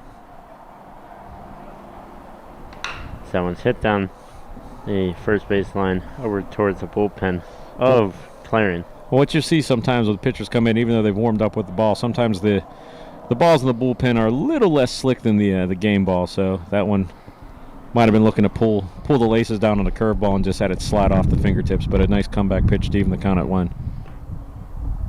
Great comeback pitch. We see 1-1 here. So one's hit out to the second baseman. Great grab there by second baseman Venezia for the first out of the inning. I'm going to tell you what, that pitch by Naylor there was some movement on that pitch. It was a nice curveball, and batter was out in front of it, and just a harmless line drive to the second baseman brings up the catcher Piscini, who's had an active day behind the plate. Once again, the wind's picking up here, so apologies for any wind you may hear in the mics. But 1 out here. So that one was high, out of the zone, so ball 1 here for Piscini. So if you're Coach Conti and the Vulcan, you're telling Naylor, go out, throw strikes. You're up 8 runs. You know, let your fielders behind you get the outs. There's no need to nibble. You know, just challenge them. And looks for the Vulcans. Serganese maybe just warming up just in case they may need him, but nothing too serious down there in the bullpen. Yeah, not sure if he's going to pitch in the 9th or if it just might be some normal work. Because again, the Vulcans, there's a ground ball to short. That's going to be a routine 6-3 put out for the Vulcans. But the Vulcans do have a doubleheader tomorrow against the Salem Tigers here at Wild Things Park. Make sure to go to calvulcans.com for live stats, as there will be no broadcast tomorrow of the doubleheader. So it might just be getting ready for that, just to get a little bit of extra pitches in. So we'll see. And coming in for the designated hitter instead of Ethan Smith, number 16, we're going to see number 24, Christian Kubaka, the sophomore, come into this one for a pinch hit. So Clarion trying to get some bats off the bench. Again, they have another game in about 45 minutes to an hour after this one ends against Millersville right here. If you can see in our screen behind the left field line, Millersville doing their calisthenics, getting ready. Not sure if they're going to take a full BP. I'm sure they will, but not sure as there's a second pitch ball outside. I'm not too sure. As you said earlier, out there warming up, just getting loose after long bus ride out from Lancaster, Pennsylvania. I guess it's technically Millersville, Pennsylvania, but same place basically as that one catches the pinch hitter. So much for warming up to try to hit a ball. Well, I tell you what, I think we're seeing Naylor have a little bit of control issues with that curve. That was another breaking ball. Looks like he just pulled down too hard or had it slip off as Next up, the left fielder, number 9. got in on the batter. Definitely no bad intentions behind that pitch, as it just was a breaking ball that got away, and that'll bring up the number 9 hitter, Tyler Meacham, for the Golden Eagles. And Naylor so far this season has pitched in 2 appearances and has given up 2 runs so far, but 0 hits. So interesting little stat right there. 0 hits, but 2 runs. And you'll see some of those unusual lines early in the season. You know, California, this is their 7th game, 3-3 coming into this game. So that you'll start seeing after about games 11 and 12, the numbers start looking a little more, as we said in the tail of the tape. Clarion came into this game with an ERA of above 13. That's going to come down to a more normal number, because if you go an entire season with an ERA above 13, you're not going to have too much job security in the pitching department. That one. Second HBP. I said, it just looks like either it's slipping off his finger or just a little bit of too much revolutions on there. And again, this is not what you want if you're California. You just want to, with 2 outs, just pitch to contact and let your fielders get behind you. You have an 8-run lead. Yeah, 8-run lead, and it looks as though one of the coaches from the Vulcans will go out there, try to calm down Naylor a little bit, get him a little bit more comfortable. That'll be the Cayuse pitching coach right now going out just to talk to Naylor. Like I said, Naylor looks pretty much in control except the 2 pitches. Like I said, looking at he was working inside, breaking balls just got away. One hit the Clarion batter in the knee, one hit the Clarion batter in the midsection. So that'll bring up the leadoff hitter, number 1, Casey Shugart. I'm also going to say that the message being out there is now you got the leadoff hitter out. You know, you got to bear down a little bit. You know, you got an 8-run lead, but a double here could make it a 10-6 or 10-4 game, which is a 6-run lead, and that just gives a little more hope to Clarion. Team that came into this game 0-3. Lost a few games to Millersville already and Seton Hill, and then they get Millersville again. Millersville, one of the top teams in the PSAC East, and Seton Hill, one of the top teams in the PSAC West. And like I said, we looked at the standings a little bit, even though only 2 conference games have been played overall, but you got a lot of good baseball games coming in, or a lot of good baseball teams, and we're going to get to see. I know we have UPJ on the schedule. I know I'm coming out here Friday, hopefully with you or Johnny, to do the game Friday against IUP, weather permitting. So definitely going to see some good baseball. So come on out if you can see it. If not, CUTV has you covered. And if we don't have you covered, Matt Kiefer and Sports Information have you covered with live stats. Is this one back underway? Oh, count. Runners on first and second. That one finds the strike zone there for Naylor. And if you want to volunteer to run a camera while we're out here, I mean, we can definitely show you how to run a camera. Maybe it takes 5 minutes to learn. If only that was accurate. Nolan's being a little modest because he picked it up in about 5 minutes, but it's definitely longer than 5 minutes. That one's hit down third baseline. Great grab by Conti. Able to get second base, and he is out on the play. Great diving play there from Conti.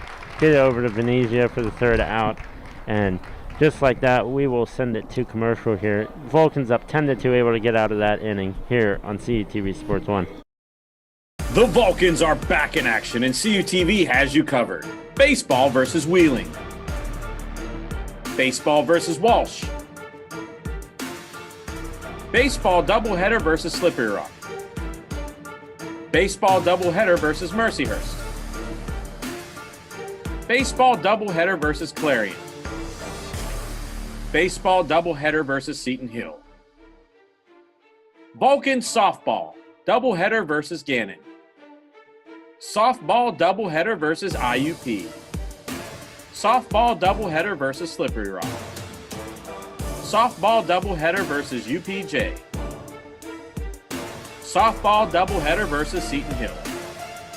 Vulcan swimming dual meet versus St. Francis. Vulcan tennis match against Edinburgh. Follow all the action live on CUTV Sports 1.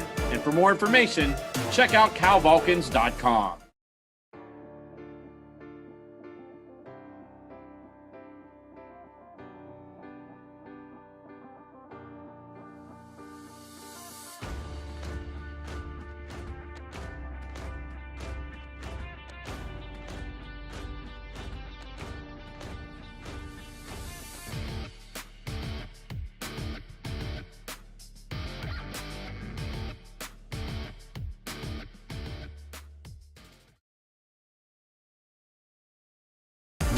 Welcome back here to Wild Things Park. We're in the bottom of the 8th inning, just about to get things back underway, as we had a pitching change for Clarion, as number 25, the freshman Dan Miller, will come into this one. And Dan Miller, much easier name to say than Malungo. So the third pitcher for the Golden Eagles in this game, and I believe the Clarion management would love to see him be the last pitcher today, because if he goes out, that means California has put up some numbers in this inning, and leading off is Loudon Conte, who, once again, it always seems weird that if you make a stellar play in the field, you lead off the next inning, and Conte made a nice diving stop at the end of this 8th inning, and now comes up to bat, leading off the bottom of the 8th, and goes behind 0-1. And 0-1, and Miller from Chalfont, PA, went to Central Bucks West. My cousins went to Central Bucks East. And Loudon Conte took one off the helmet. He will go to first base. As Coach Conte and the trainers coming out to talk to him, but looked from up here that it kind of hit him on a glance, so hopefully everything's okay with Loudon Conte. Walking to first, trying to get out there fast, say, hey, Coach and Dad, and I'm fine. Let's finish this. Just give me the steal sign. Let's make him pay. It's one first. Yeah, like I said, it looked like he was ducking out of the way of the pitch, and it looked like it was a breaking ball as well. So I don't think there's any intent. Neither the hit batsmen for California the last inning were, I don't believe, intentional. So I think that's just another case of pitcher coming in after warming up and just a little loose grip on that ball. So that'll bring up number 7 for California, Patrick Brogan. Pinch hitter for Caillou. And actually, no, it's pinch hitter, number 1, Colby Rockesy, coming in for David Lee, the left fielder, I believe. And it looks like getting a couple new guys as next up the bat as well is a new batter as well. So, well, I'm going to concentrate on the scoreboard while you concentrate on the names, because we're getting to that point, like you said, we're going to see a bunch few of pinch different hitters names coming in. Well, that's good, because it means you feel like you got the game in hand, get some players experience you might need off the bench down the season. Someone was sent foul out towards the party pavilion. No parties going on right now due to COVID, but no parties due to COVID and due to COVID. I'm not sure that it would have been warm enough to have anything out there today, even though it's beautiful in the stands. But when I went back to throw our garbage away, a little cold in the shade. It definitely is. That one falls down right to the zone. So 2 balls, 1 strike here, 0 outs in the bottom of the 8th inning. We'll see if Coach Conte gives Loudon Conte the go-ahead signal for a steal attempt here.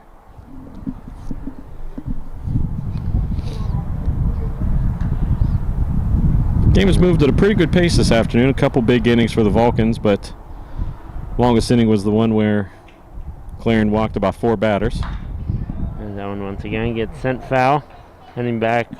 And that would have hit the same person at the party pavilion. Yeah. Almost in the same spot. That one maybe gets a couple extra bounces, head towards the W&J field as well. Yeah, W&J, I believe, had a game going on. We know they had something going on at the soccer and lacrosse field, so, and for maybe field hockey, maybe lacrosse, maybe soccer. Always some action up here on the hill here at Wild Things Park. Someone catches ground there before again, so 3 balls, 2 strikes.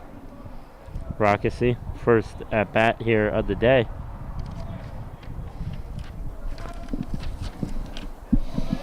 Rockesy, a sophomore utility player for the Vulcans.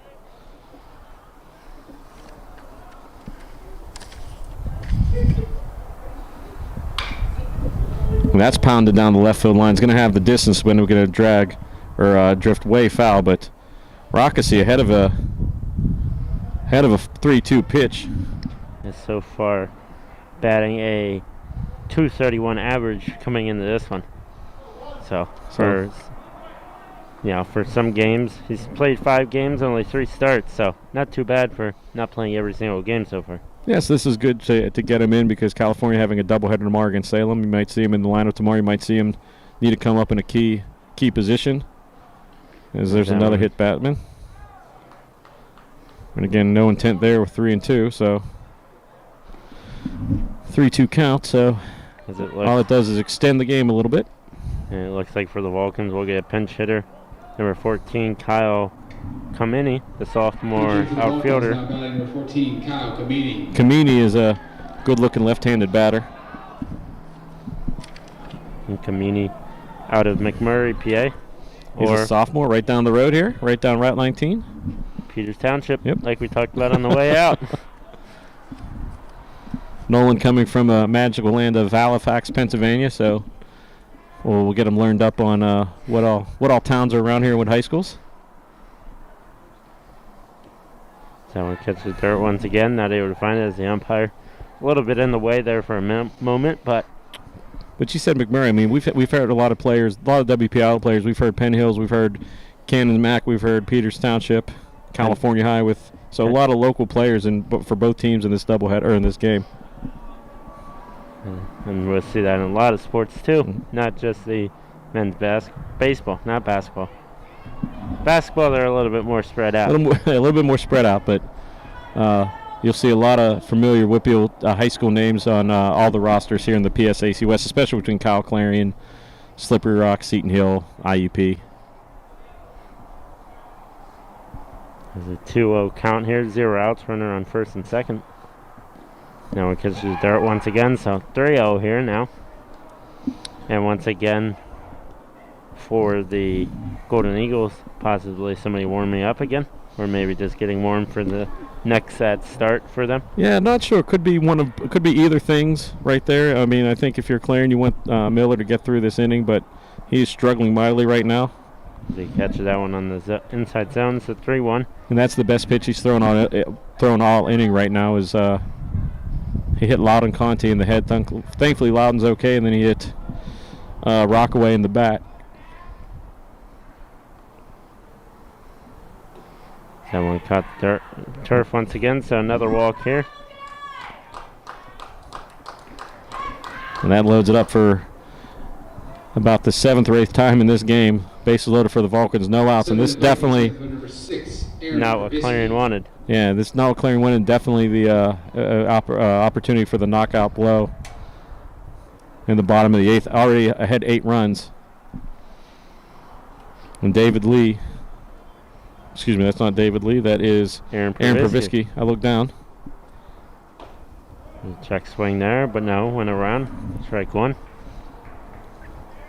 And I think we officially lost some fans. 2 dogs are officially asleep. That's usually a good sign that the game is going well in hand for the Vulcans if the puppies are asleep. Although we were short by 2 dogs of our over and under of the dog. That one is just high once again. That was a good-looking pitch, just a little high and in the inside. We'll see if Pravisky can take one. We saw him foul one off loudly earlier in the game. Would have had the home run distance, just pulled a little bit. Only one really big shot in this game. It was a drive to left center field, hit off the fence. There was a triple that was wiped out with a missed base appeal. But really in this game, Clarion has done damage to themselves by just giving up walk after walk and a couple errors, and really not even errors, just pass balls and timely hitting for the Vulcans. And before you know it, it's a 10-2 lead for Cal. As that one found the inside zone, as Pravisky swung through that one. So 1-2 count here, looking for the first out of the inning for the Golden Eagles. That one's ripped out center field, but they're able to get there. And the third baseman, Conti, will score.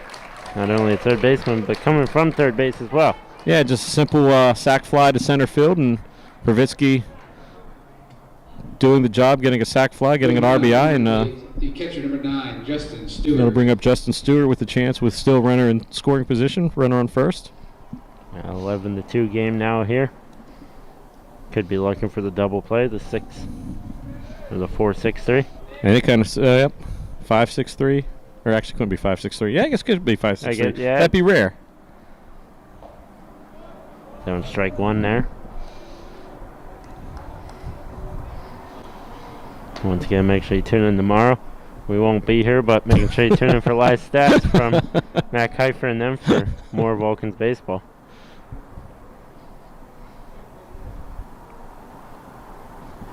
And also live stats tomorrow from Lilly Field, where softball team will be playing their second of 2 doubleheaders against IUP.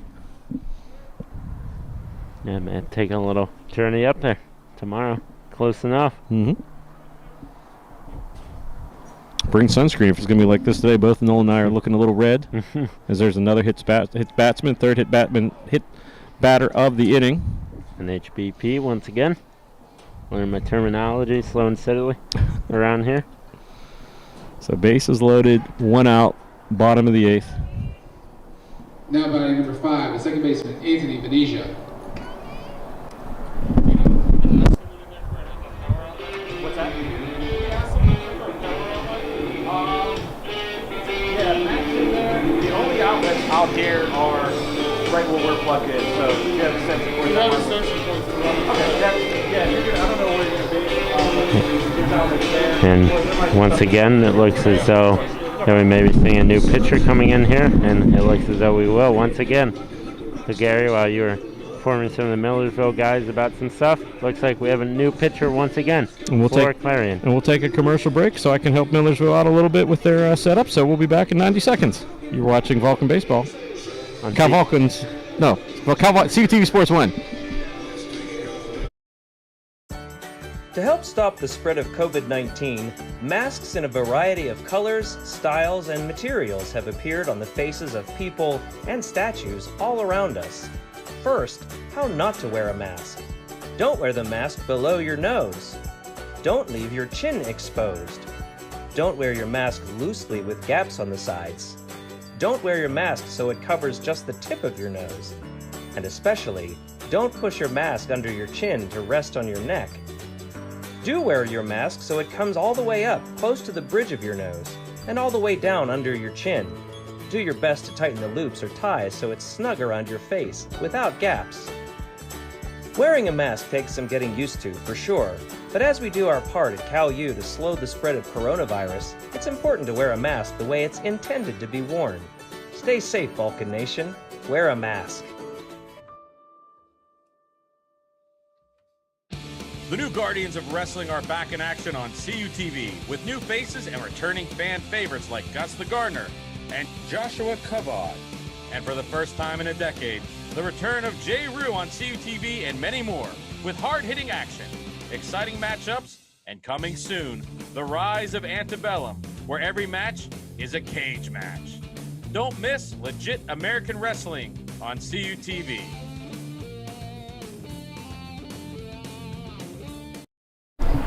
Welcome back here to Wild Things Park here in the bottom of the 8th inning. 1 out here as new pitcher for the Golden Eagles, Michael Pross, number 29, the sophomore right-handed pitcher, comes into this one. And I believe I missed a score on the scoreboard. It's 12-2. No, I was right, 11-2. I looked up and it changed a little bit. I'm like, wait a second. If you're just joining us in this inning, California has scored 1 run on no hits as there's been 3 hit batsmen and a sacrifice fly.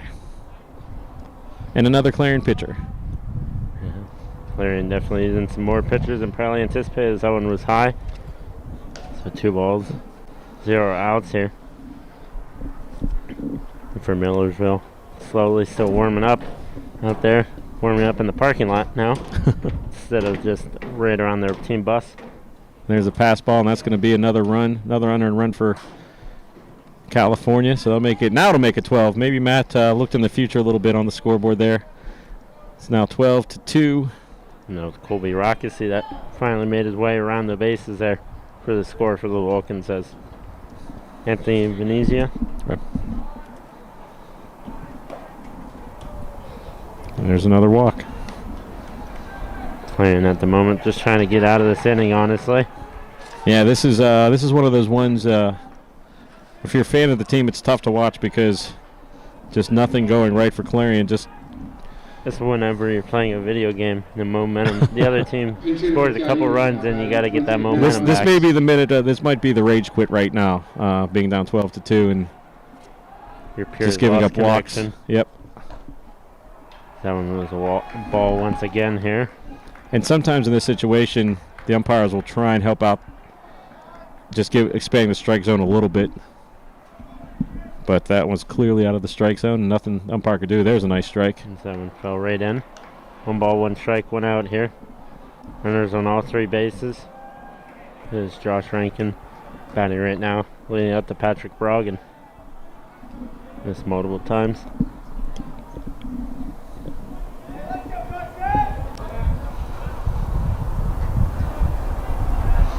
A lot of RBI opportunities out there.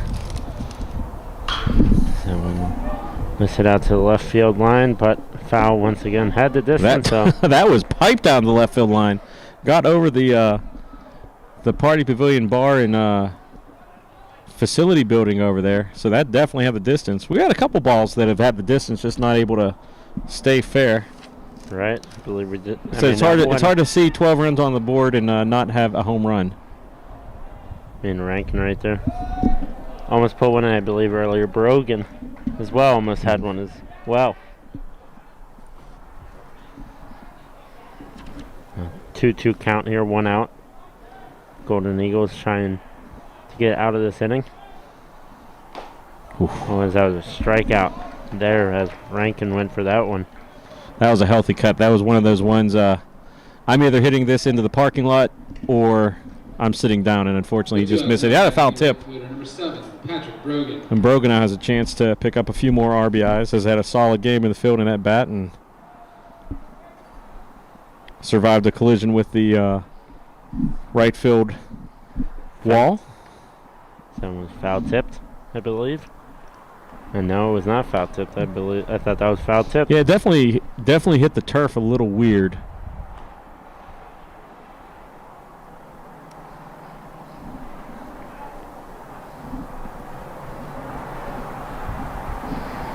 That one's hit down in between the shortstop and third baseman.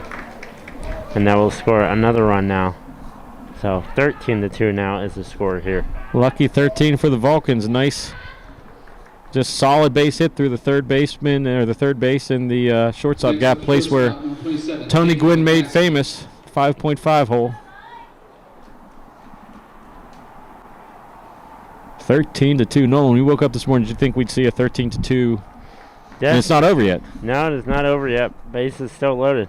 I don't think I expected to see, as I was a strike once again, I don't think I expect to see the bases loaded as much as they are. Yeah. Without a home run or some sorts. Not saying it has to be a GS. But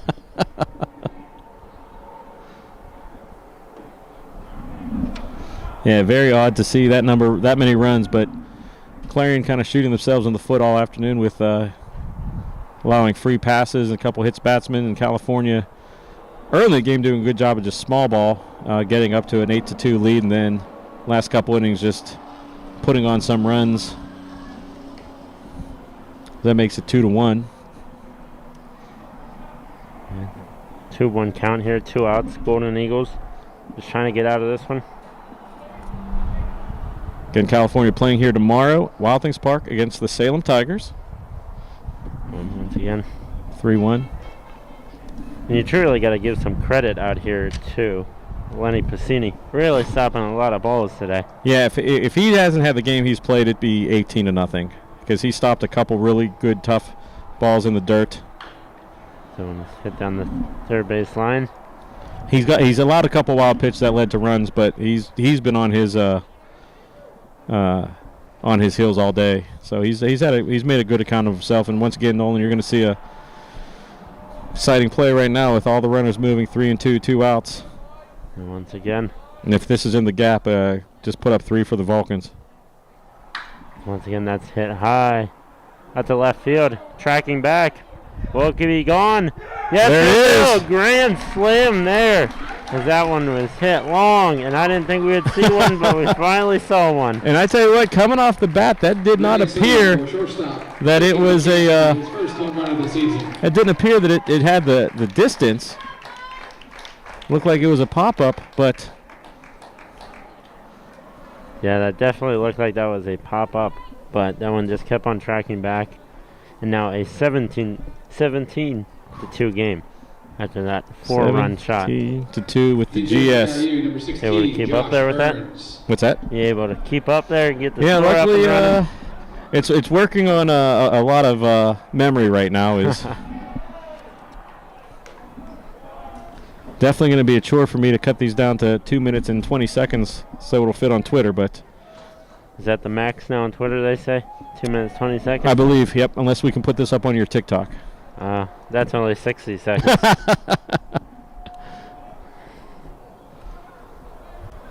But it's always easy to cut highlights when Cal U scores a plethora of runs. That one's hit out to the shortstop, able to first base and able to get out of that inning. So a grand slam there from Jacob McCaskey that makes this one 17-2. We'll send it to commercial here going in the top of the 9th inning on CETV Sports 1.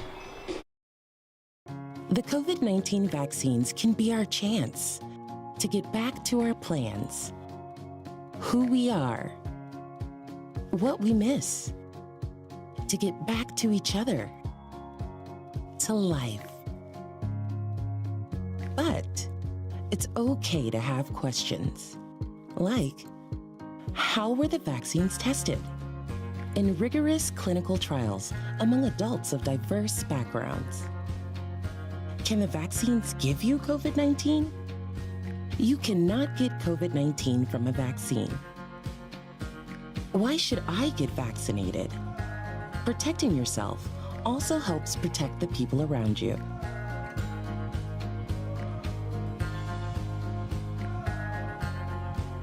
Find the latest information at getvaccineanswers.org.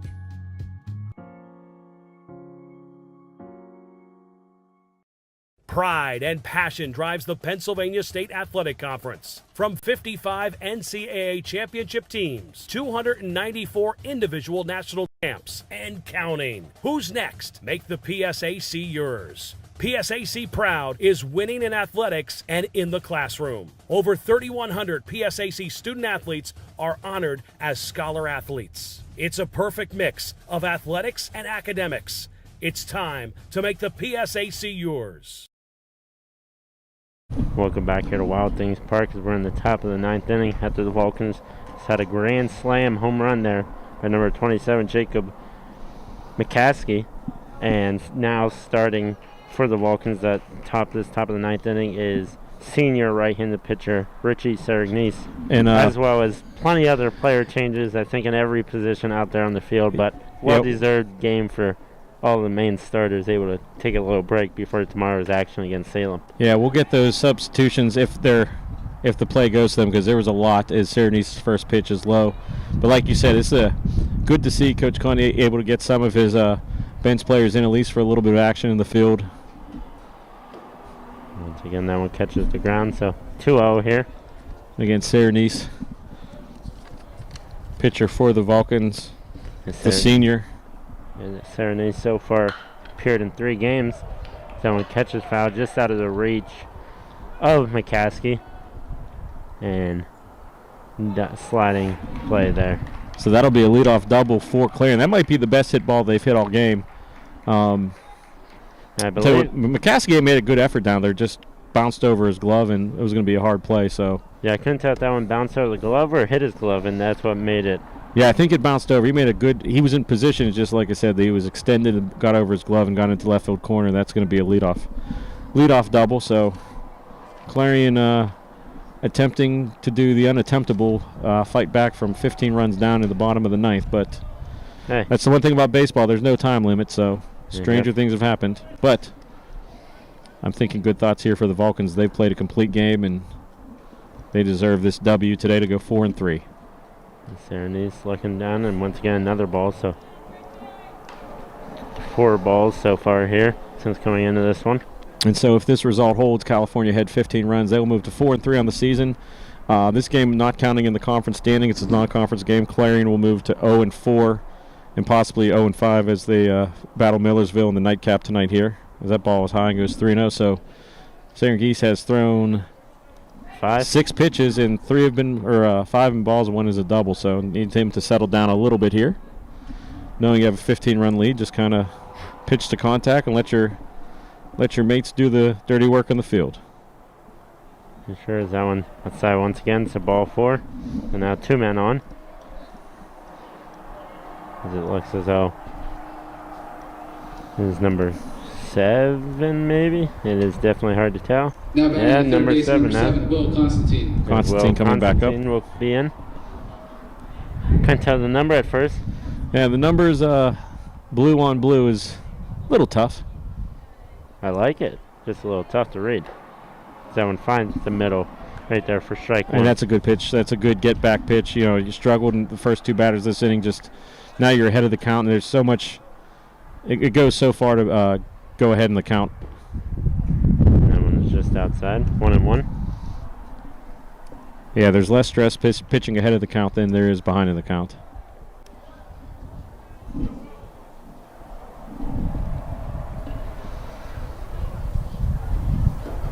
Once again, catches the ground. 2-1. It wouldn't surprise me if for some reason Constantine reaches base. We might see a little sojourn to the mound to settle St. Geese down a little bit.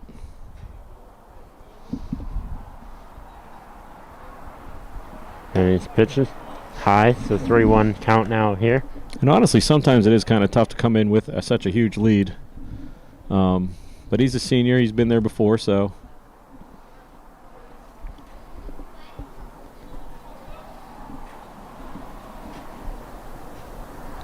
Cerny's pitches that one, and that one catches turf. So 4-1 walk once again here. As Conti will come out and have a little chit chat. It is infield. And it's basically going to be what we've been saying here just now. Hey, you got a 15-run lead. These runs don't matter. Just pitch to contact, get the out, and don't try and nibble, don't try and overpower. Because you have coming up to bat Emerson Abramovich, the cleanup hitter, has had a quiet day, but definitely any cleanup hitter in any lineup is going to be something to reckon with. And if we would get another GS, another grand slam, that would make it a 17-6 game, which is still a huge lead, but you want to take as much momentum into tomorrow's doubleheaders as you can, and 17-2 looks a whole much better going to bed tonight than 17-3, 4, 5, or 6. So yeah, that's basically what Coach Conti's trying to do, is just keep the runs down, keep the momentum up, because Salem is a team that's sneaky, not a regional powerhouse, but they're a solid team that can maybe sneak up if you're not careful.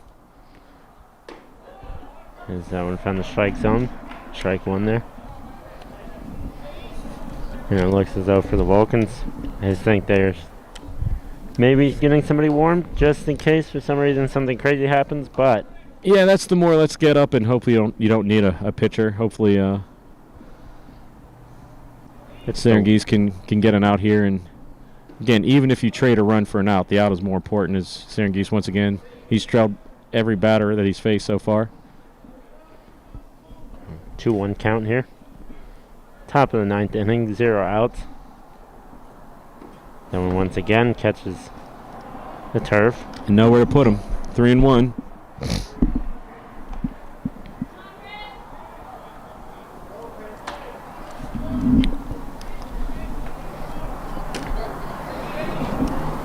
The battle continues between both. That one found the strike zone low there. Once again found the 3-2 here. Serenese trying to get the first out of the inning.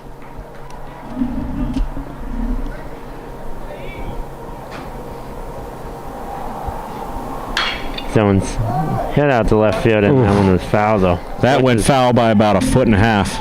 And that was definitely close, and that one could have delivered easily, probably 3 runs right there. Without a doubt. The umpire was all over that, but that was rip. And Abramovich just was ahead of that pitch, and 3-2, the pitch is going to be somewhere near the strike zone, so be prepared to swing.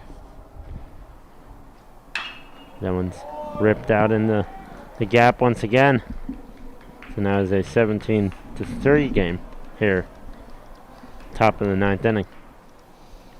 Again, all that's doing is adding a few pitches to your pitch total, and also, like you said, chipping away a little bit of that confidence. Like 17-3 still a lot, but knowing that you had this team down all day, you don't want to give up any more runs. Again, like I said, doubleheader tomorrow against Salem, and then next week you have IUP, so definitely want to keep as much momentum as you can. That one's hit deep out to right field. But I believe Brogan is still out there. Brogan made the catch, and that'll be a sacrifice fly. So you do trade the out for the run right there. And you have runners on first and third as you have the sack coming in. The runner from second moves over to third. So first and third. 1 out. 1 out. 2 runs across here in the top of the 9th. The Vulcans looking just to end this one here without any more damage done. Although I tell you what, even though, you kind of feel for Lenny Piscini there, the catcher who's at bat right now. He was under fire all game behind there, trying to keep the balls in front of him. A lot of pitches in the dirt, and hasn't done much at the plate in this game yet. But he's fought hard up behind the plate. Definitely has fought hard, as you said, Gary, and kept us from getting any further, I'd say, than what it has been. Yeah, if he didn't have the effort he had in this game, Cal would be over the 20-run mark. Now they would be, yeah. Especially at that grand slam. Yeah, if you're just joining us, a lot of runs, but the highlight grand slam in the top or the bottom of the 8th. As California broke through for 7 more runs in the bottom of the 8th. Have not trailed in this game. That was check swing, but now did not go around. 2 balls. And honestly, it would not surprise me if for some reason Serengisi loses this batter, if we might see a pitching change. Again, this isn't so much for this game. This is more for the rest of the weekend. He gets a strike there. So 2 balls, 1 strike here.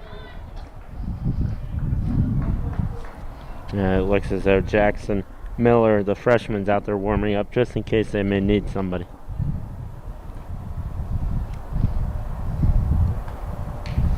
Yeah, I would think if maybe there's a base hit or a walk here, you might see a change. If Clarion were to score another sacrifice fly, that would bring up 2 outs, and then you're 1 out closer to ending this game. But another base runner, you might see a change. 2 balls, 2 strikes, 1 out. Serenese here, looking to get this second out. And only have to deal with 1 more out here. Delivers. That one's hit. Fair ball. Fair ball into left field once again. The run's coming, scored from third. That's going to score 2. Nope. Only score 1, so now 17-5 game here. 17-5, runner on second and third. And we'll see if Coach Conti's going to make a change with 2 outs. I tell you what, though, even though it's against the Vulcans, you got to feel good for the catcher Piscini at a rough game behind the plate. Not a rough game, we played well, but a lot more action than he would have wanted behind the plate. So gets an RBI and 17-5. That one popped up. Reach out for it, but that one's going to go foul. And goes for the catch, but drops it right at the end. You hate to see that. Although it did ricochet off his hands directly back in the dugout, so a little bit of a trick play. A little bit of a stinger though into the hand. It's definitely gonna feel rough in the morning. That's strike 2 there. Serenese trying to get second out here once again. Battling a little bit here in the 9th inning.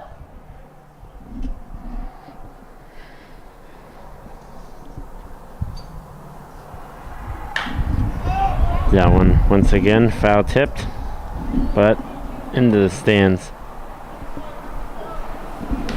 A battle here. Yeah, 0-2. With number 24, Christian Kubaka. I believe that's how you say it. Kubaka or Kubaka? I believe it's Kubaka. And not Chewbacca for all the Star Wars fans. And once again fouled. Coming back down. And almost. Always got to keep your eyes open at a baseball game as they hit the facade over the press box here and bounce back down into the front row.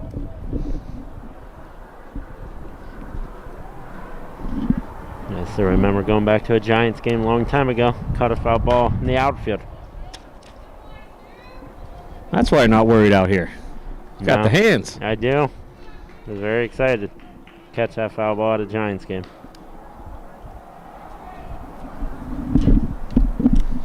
So far, the pitch count going up for Richie Serengis here in the top of the ninth. He's given up 3 runs. He's ahead of 0-2, but A little bit of foul tip party at the Kubaka moment. fighting everything off and Trying to keep the runners safe on second and third. like I said, if you see a base hit here, you might see a pitching change. California does have Miller warming up in the bullpen. It's going to be foul off of Kubaka. And Kubaka fighting once again, making Serenese work, which for the Vulcan, that's probably not what they wanted to see right now. As we move across 4 o'clock here on the East Coast, 9 o'clock in London, 1 o'clock in San Francisco. Hawaii? 11. 11. Maybe. I think it's 5 hours behind us. Is Brogan able to get that one once again?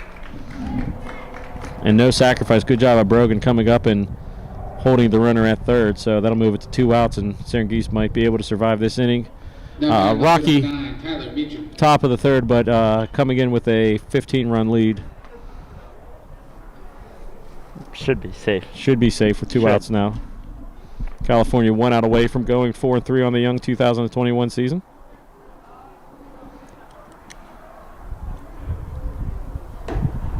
They went 2-1. Stewart makes an acrobatic catch behind home plate. They went 2-1 in a season-opening 3-game series against the Wheeling Cardinals. We were there for 2 of the games. And then last weekend, they went 1-2 against Walsh University out of Columbus, Ohio. And today, rare non-conference game against Clarion.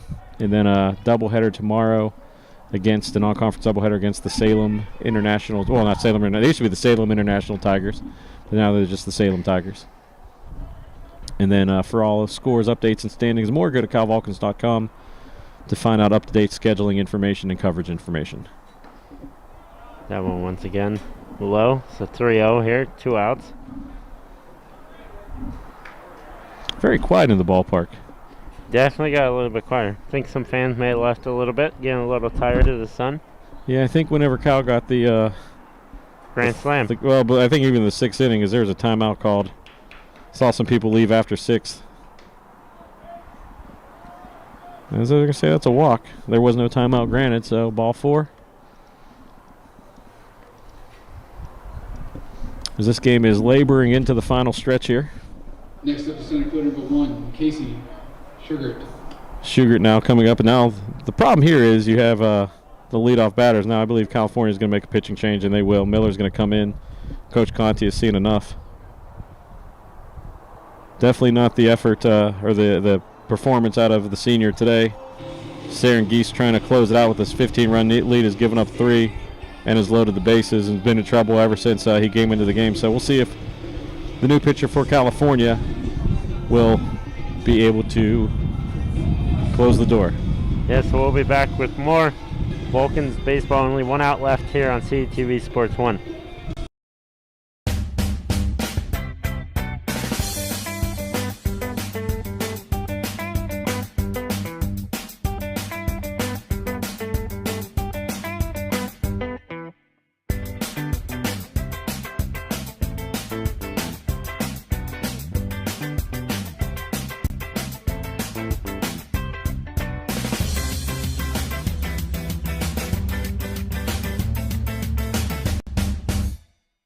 Have you seen the new Cal U Vulcan logo around? Have you wondered where to get gear featuring it? Then go to calvulcans.com and click shop. Log on and browse a full selection of men's shirts, women's shirts, pullovers, hoodies, and more. All items feature customization with the new Cal U Vulcan logo and wordmark. The site also features a full selection of hats, tailgating items, and accessories. Don't be the last person to sport new Cal U Vulcan gear. Go to calvulcans.com today. Pride and passion drives the Pennsylvania State Athletic Conference. From 55 NCAA championship teams, 294 individual national champs, and counting. Who's next? Make the PSAC yours. PSAC Proud is winning in athletics and in the classroom. Over 3,100 PSAC student athletes are honored as scholar athletes. It's a perfect mix of athletics and academics. It's time to make the PSAC yours. Welcome back here to Wild Thing Park, where your California Vulcans lead the Clarion Golden Eagles 17-5. 2 outs left here in the top of the 9th inning. The Vulcans made a pitching change just to make sure they get through this inning. Three men on for the Golden Eagles at the moment. And again, this is more just you don't want to give any more runs up. If the game's in hand, I mean, 2 outs, it would be a miracle if Clarion comes back from 12 runs with 2 outs, but this is just trying to keep your momentum going before tomorrow's doubleheader against Salem. This freshman Jackson Miller steps in. Goes strike right down the middle. From Fayette County, Albert Gallatin. And if you're from my side of the state and you don't know, that's Uniontown, Pennsylvania. I was going to say it's pronounced Gallatin. No, but it's Albert Gallatin, Mountains of Uniontown. That one was high. 1-1. There's definitely been a lot of pitches today that have either been between both teams, a little bit low or a little bit high. Yeah. No in between today. Yeah. 1-1 count here, 2 outs. Miller delivers one, catches the ground, but nobody's going to advance there.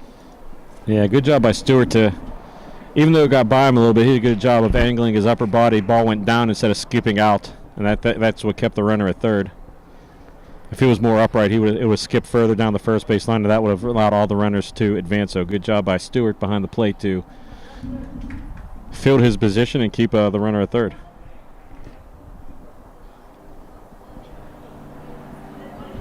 One count and 2-2 count.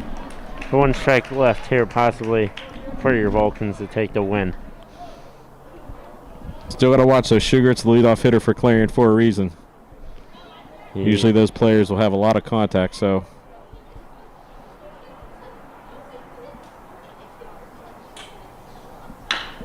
That one hit out to the shortstop, over to the second baseman, and that will end this one in a 17-5 win for your California Vulcans. The Vulcans came out strong, having a big grand slam there in the 8th inning by Jacob McCaskey. A little pressure there in the end by the Golden Eagles, but able to stand through.